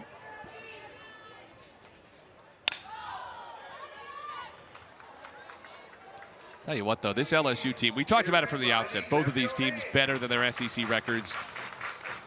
But LSU has looked the part and then some tonight. Just a very professional performance. They've done all of the little things right. They've got the timely hits when they had runners in scoring position. Jaden Heavner has thrown phenomenal when Missouri had runners in scoring position. She's gotten the big strikeout. She's gotten the big out when she needed it. They've done all the little things correctly. Opposite field base hit for Johnson. 2 on, 2 out now for LSU. And it extends the inning to the top of the order, Jayla Lassiter. All of a sudden, LSU threatening Missouri to really add on in this inning. 2 already across on the homer by Edwards. And the way Heavner has pitched, you'd think 4 runs probably will be enough. It never hurts to have more. They've also defended really well. Haven't been a lot of defensive opportunities because Heavner has struck out 10. But they played a very clean game of softball. They got the outs that they had to make. They've made the routine plays, even, you know, the tricky ones and on the infield with fast runners down the line. They've made those plays, and they've just played a really clean game of softball.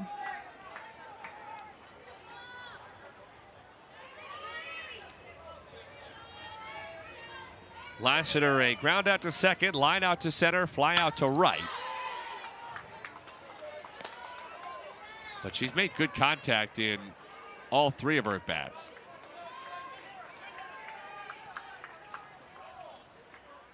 And LSU, excellent with runners in scoring position, 3 out of 4, including the 2-run Edwards homer earlier in the inning. Beth Torina, or rather LSU's one of LSU's assistants down there coaching third, bobbing and weaving.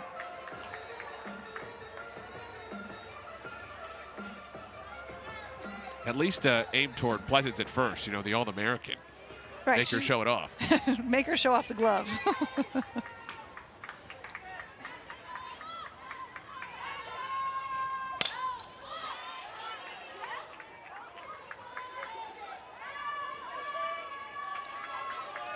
Taylor Pleasance on a lot of top 10 career lists at LSU. Getting her chance now in her first season as a full-time assistant, last year as a GA. An LSU staff that had so little turnover for so long. Floated into shallow right. Kohler can't get there, and LSU adds on another 2-out run on another base hit with runners in scoring position. Maybe the softest hit ball out of 4 for Jayla Lassiter tonight, and it's the first one to find some grass. Lassiter has had such good at-bats this entire game, finally able to come through with the hit.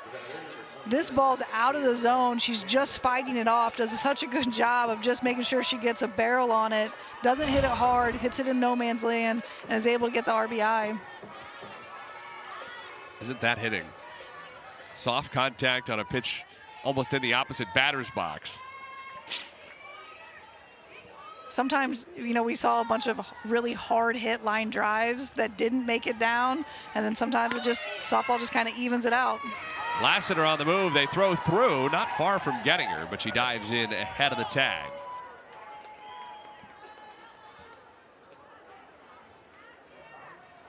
No balls, 1 strike on Sierra Daniel, 2 in scoring position. LSU with a crooked number in this 6th inning to extend the lead from 2 out to 5.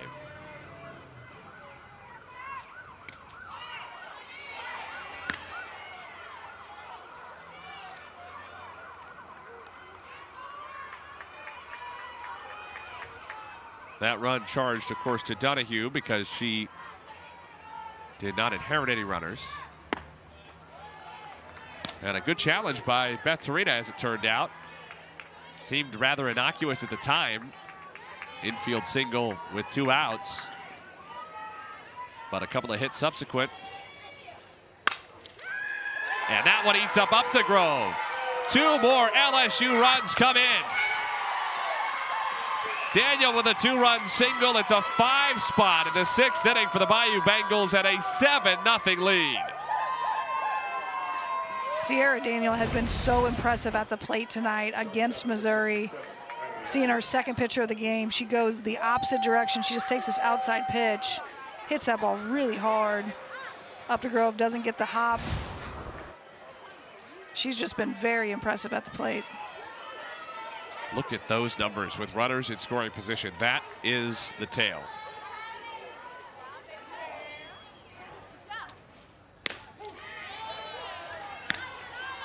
Kylie Edwards is the 9th to bat for LSU in the inning.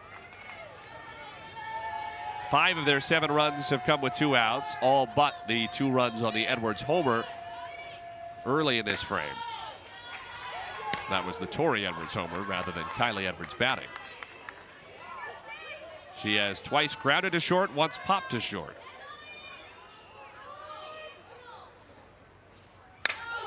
Drilled, left field, way back, and gone! Both Edwards homer. 7 runs in the 6th inning for LSU, and it's a 9-0 advantage.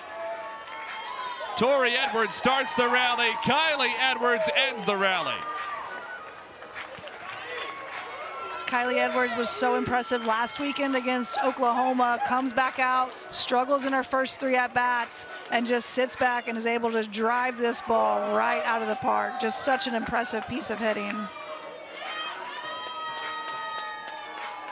What a challenge by Beth Torina. Extended the inning for 4 more. Should say 5 more LSU runs. And long enough for both Edwards to homer. And now LSU is 3 more outs from Huebner, away from winning this game on a run rule, after it felt like Missouri for much of the middle innings was knocking on the door of causing real problems, with 2 on in the 3rd, 2 in the 4th, 2 in the 5th. In every situation, at least the tying run was on base, if not the go-ahead run on base.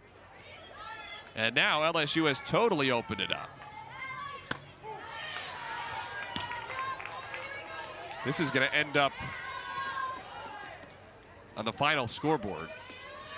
For folks glancing around those SEC scores tonight, looking a lot more lopsided than it really was, but a credit to LSU, because when they've been given their opportunities in this inning, they've capitalized. Not only in this inning, I think, LSU carried in a 2-0 lead coming into the 6th inning. They were getting the timely hits. They, not a lot of hard hit balls, and they just kept at it at the plate, and they did such a good job. They got Harrison out of the game, and they've been really taking advantage of Touche out there. 7th spot on the board for Missouri or rather for LSU, I should say, in the 6th inning. If your last name is Edwards, LSU wants you in the batter's box. Torrey drives in the first 2. Kylie adds 2 more. 9-0 LSU.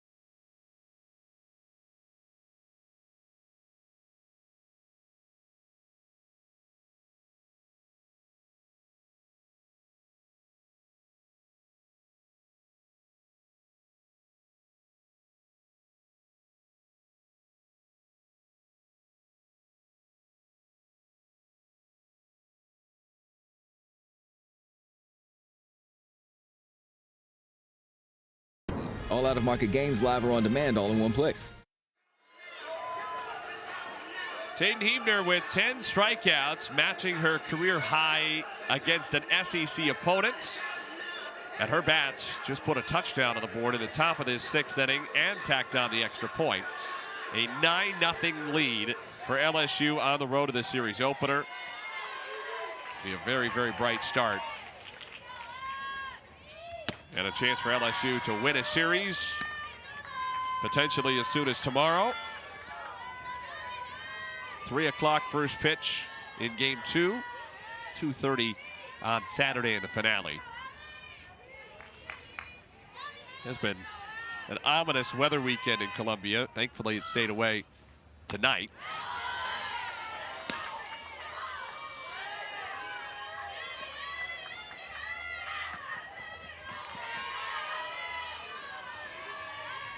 Abby Hay, a strikeout and a single. She'll be followed by Abby Carr and Sophie Smith. Huebner would need strikeouts against all 3, or for all 3 outs, I suppose, to match her overall career high, set in February of her freshman year.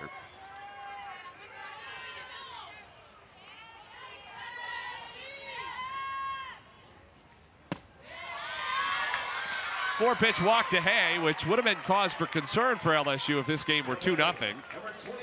But 7 runs later, doesn't cause nearly the same stress. Right now, if you're Missouri, you're down 9-0, bottom of the 6th inning. You have to take it one pitch at a time, right? You just want to give yourself a chance. So you're going to have to move runners. You're going to have to manufacture some runs. You haven't had a lot of success against Jaden Heavner, so you're really just going to have to take it one pitch, one hitter at a time.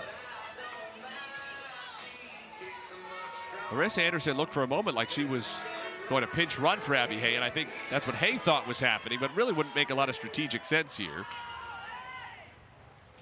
Abby Carr takes low, because if Missouri were to get back in this game, even enough to continue it to the 7th, let alone to get back within striking distance, they're going to need an awful lot of base runners behind Hay, and they're going to want Hay to still be in the game. They used a pinch runner for her earlier, so bringing her out again would, of course, burn her for the remainder of the night.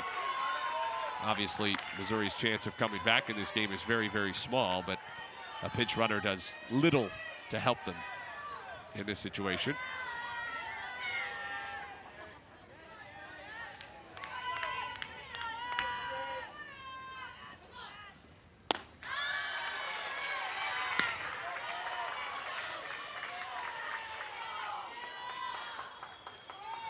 This would be LSU's first win in a series opener in the SEC this year.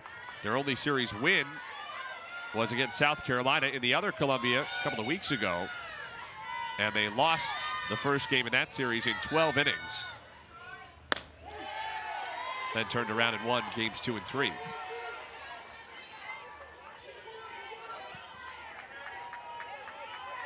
First strike of the inning there to Abby Carr.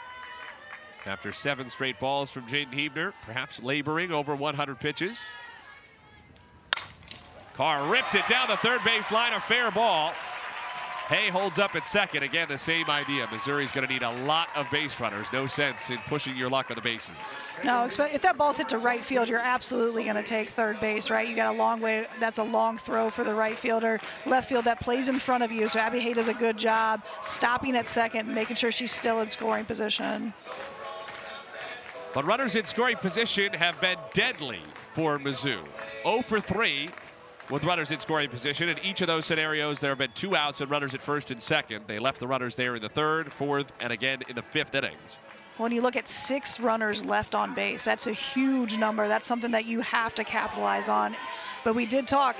They started getting runners on base with 2 outs. They weren't able to start a rally with 0 outs or 1 outs to be able to move runners over and manufacture some runs.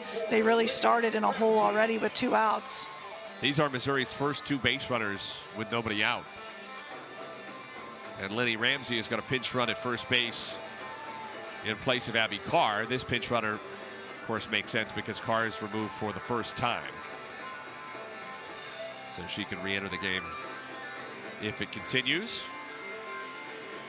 At the very least, Ramsey represents the necessary run for Mizzou to force a 7th inning.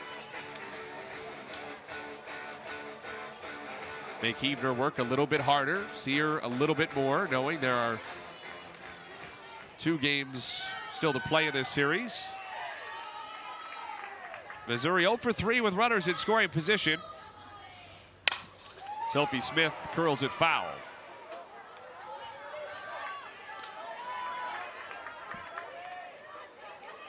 A walker last time in the 4th, a pop-up to short in the 2nd.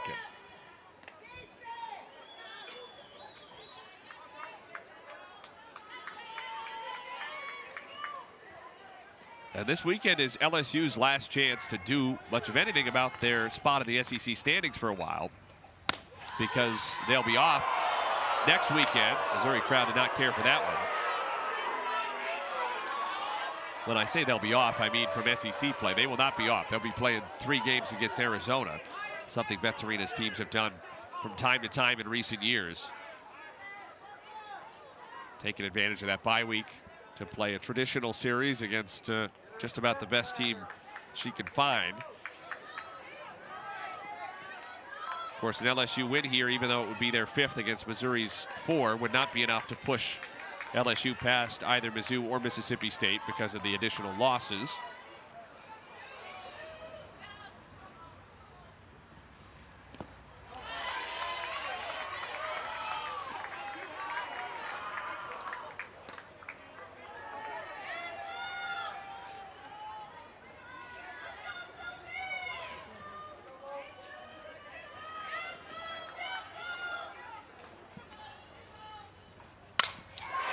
Smith into center, diving catch. Lassiter on the move. Her throw gets away. Hay moves up to third, Ramsey to second. It does little to diminish the highlight. Jayla Lassiter flying. Such a good play by Lassiter, big time play. You have a huge lead, you're up 9-0. She makes this diving play. An unnecessary throw to first base. Right now, because you're up 9-0, you're not going to get Abby Hay at second base on that. She was already back. And so you make this throw to first base. It gets away from your first baseman, and now you easily could have to go play a 7th inning if there's a base hit with runners in scoring position, whereas before you weren't going to have to play if you only had 1 hit because you only had 1 runner in scoring position. Now Missouri has 2 runners in scoring position based on that error. Funny for Lassiter to get an error on the defensive highlight of the night. But she packed them both into one play. And had that line drive gotten by her, it would have been a problem for LSU. Certainly would have pushed 1 Missouri run across. With Ramsey's speed at first, might well have scored 2 and extended the game, at least to a 7th inning. 0-2 on Updegrove. For Missouri fans looking for a silver lining, obviously might be hard to find down 9 runs at home, but it is relatively obvious, which is that in the early innings, Huebner dominated Mizzou. In the middle innings, they found a little bit more success, and they've hit her really hard in this 6th inning. This 3rd time through the lineup for Missouri, they've seen her twice. She's up there in her pitch count. She's obviously over 100 pitches right now. While you'll see softball pitchers go obviously a lot higher in their pitch counts than baseball pitchers, at 100 pitches is still a lot of pitches for a softball pitcher. Updegrove has struck out twice, looking in the 3rd, swinging in the 4th.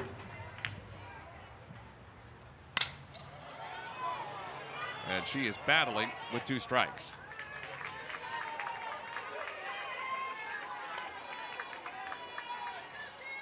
Her last at-bat, she struck out swinging. She had a really good at-bat. She got down quickly. She was able to foul off some really tough pitches. Lassiter does really well when she has 2 strikes on a hitter. It's really tough to foul off some of her pitches that are just out of the zone.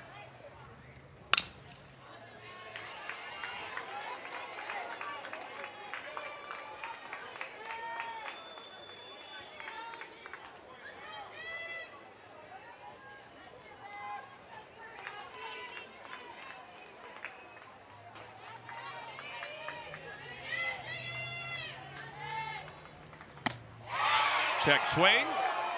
She went around.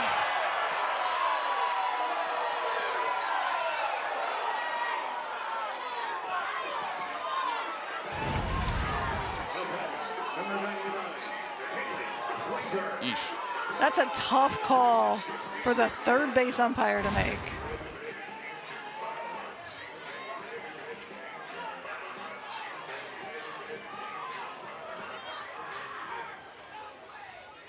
Eleven strikeouts for Huebner.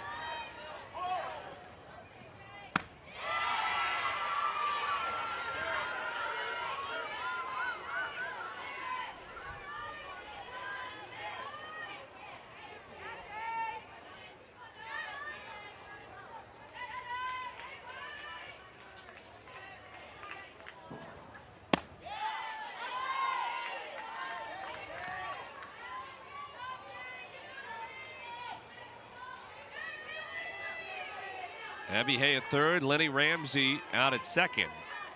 It's her run that would keep Mizzou alive into the 7th. Langer chases 1-2.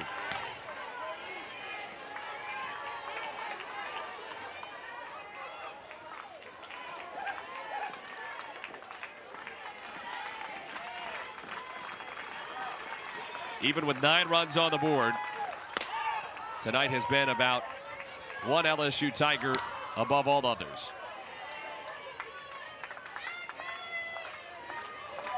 "11 strikeouts for Jaden Huebner." 2-2. Langer checks her swing and did not go this time. That draws a Bronx cheer.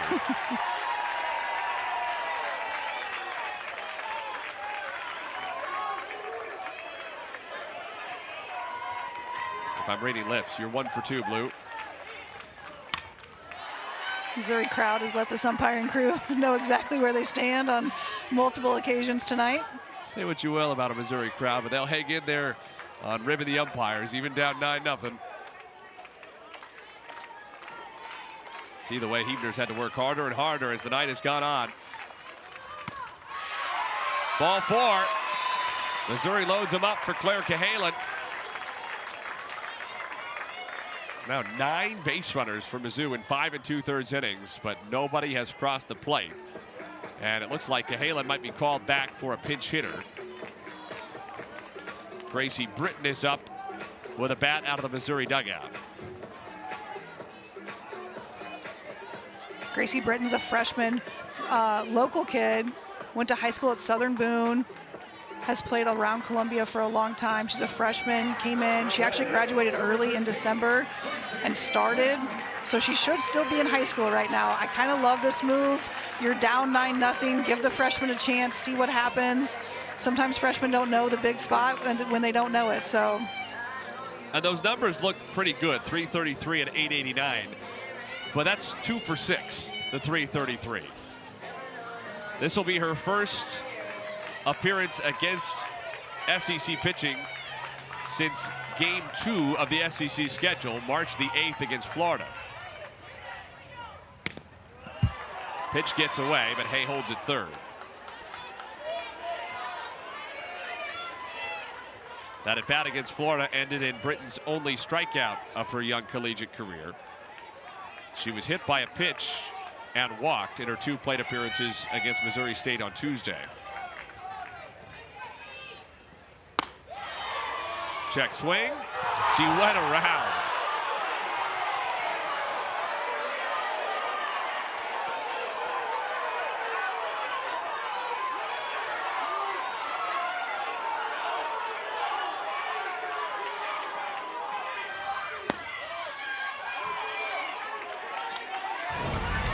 Here's the check swing.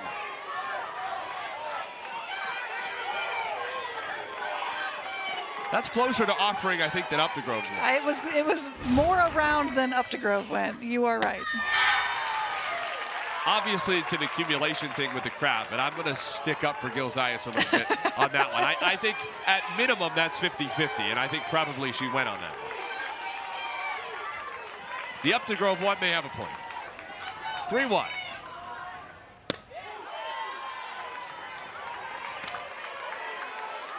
For whatever it's worth, in a 3-ball count, Gracie Britton does hold the all-time Missouri single-season high school record for walks with 52 in 1 year.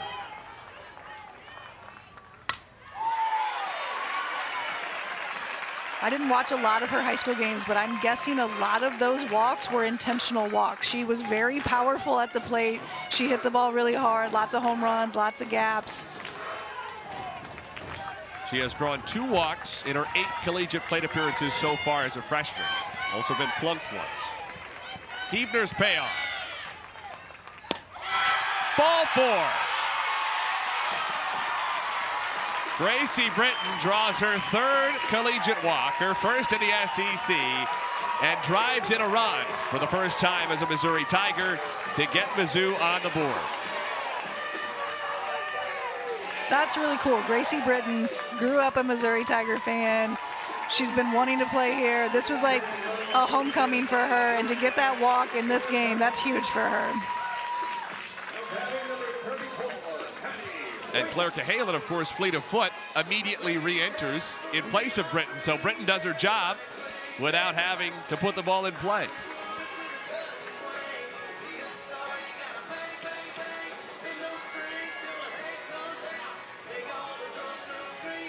And Huebner has had to work very hard in this inning. Next pitch will be number 130 tonight for the sophomore. Top of the Missouri lineup, Addie Waits.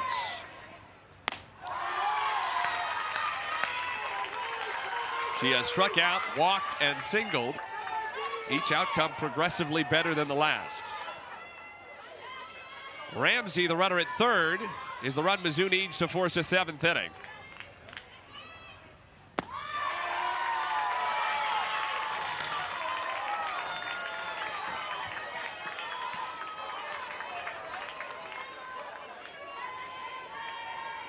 Missouri still does not have a hit with runners in scoring position, 0 for 5.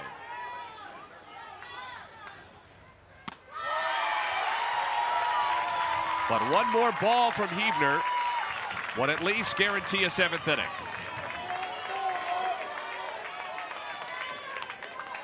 Stefania Abrascato, who has hit Huebner hard a couple of times, is on deck.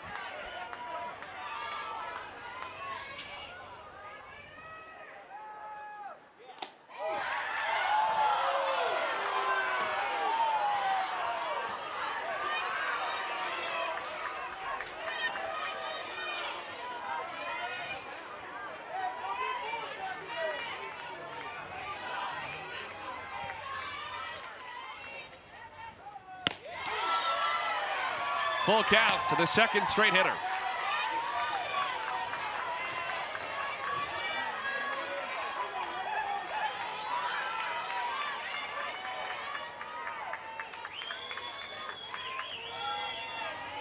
Huebner's payoff pitch. Waits skies it to right center. The call and the catch by Franklin, and a run rule victory for LSU. The 6th inning went how the game went. LSU dominant with runners in scoring position, 6 out of 7, and Missouri strands 9 runners on base, all in the last 4 innings. LSU with a run rule win in SEC play for the first time in nearly a year. LSU did such a good job at the plate, but really the story for LSU is Jaden Huebner. She threw so well in the circle the first 3 innings. She was lights out, and then really had to labor through the last part of that game. Over 130 pitches. She was just grinding out there in those last couple innings and was just so impressive.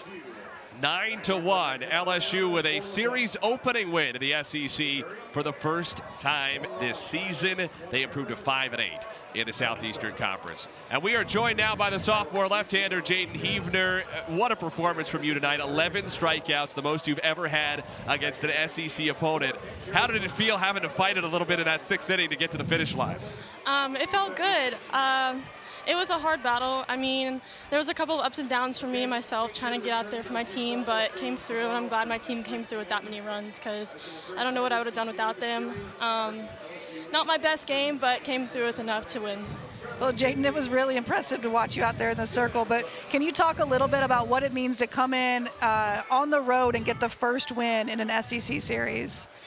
I mean, we all work really hard during the week to come out here and just play our game, play LSU softball, so I don't think it really matters away or home. I think we play LSU softball. I mean, we're going to come out here and fight for every inning, every pitch. So it's just great to be on the road and be able to get the win. Well, Jaden, you said that this wasn't your best game. I would love, on my less than best game, to strike out 11. What was working for you tonight? Kind of just being able to come back in bad counts, if I was late in counts, just being able to come back with strikes and trust my defense with the pop-ups, or just trust my catcher to win those pitches for me, because she won many pitches for me tonight, and I'm very grateful for her back there. 11 strikeouts for Jaden Huebner and a W for LSU. Congratulations, Jaden. Thank you so much. I think they're waiting for you out there in right field. So LSU with a meeting to get to. Vets Arena, Jaden Huebner, and the Bayou Bengals 9-1 run rule winners over Missouri tonight in Columbia. For producer Walter Fields and our entire SEC Network crew, my partner Ashley Moore, Nate Gatter saying so long this evening from Mizzou Softball Stadium. Don't forget, an early start tomorrow, 3 o'clock Central, first pitch in Game 2. LSU will be trying to clinch the series. Missouri get back to their winning ways. Jaden Huebner and LSU, 9-1 win tonight in Columbia.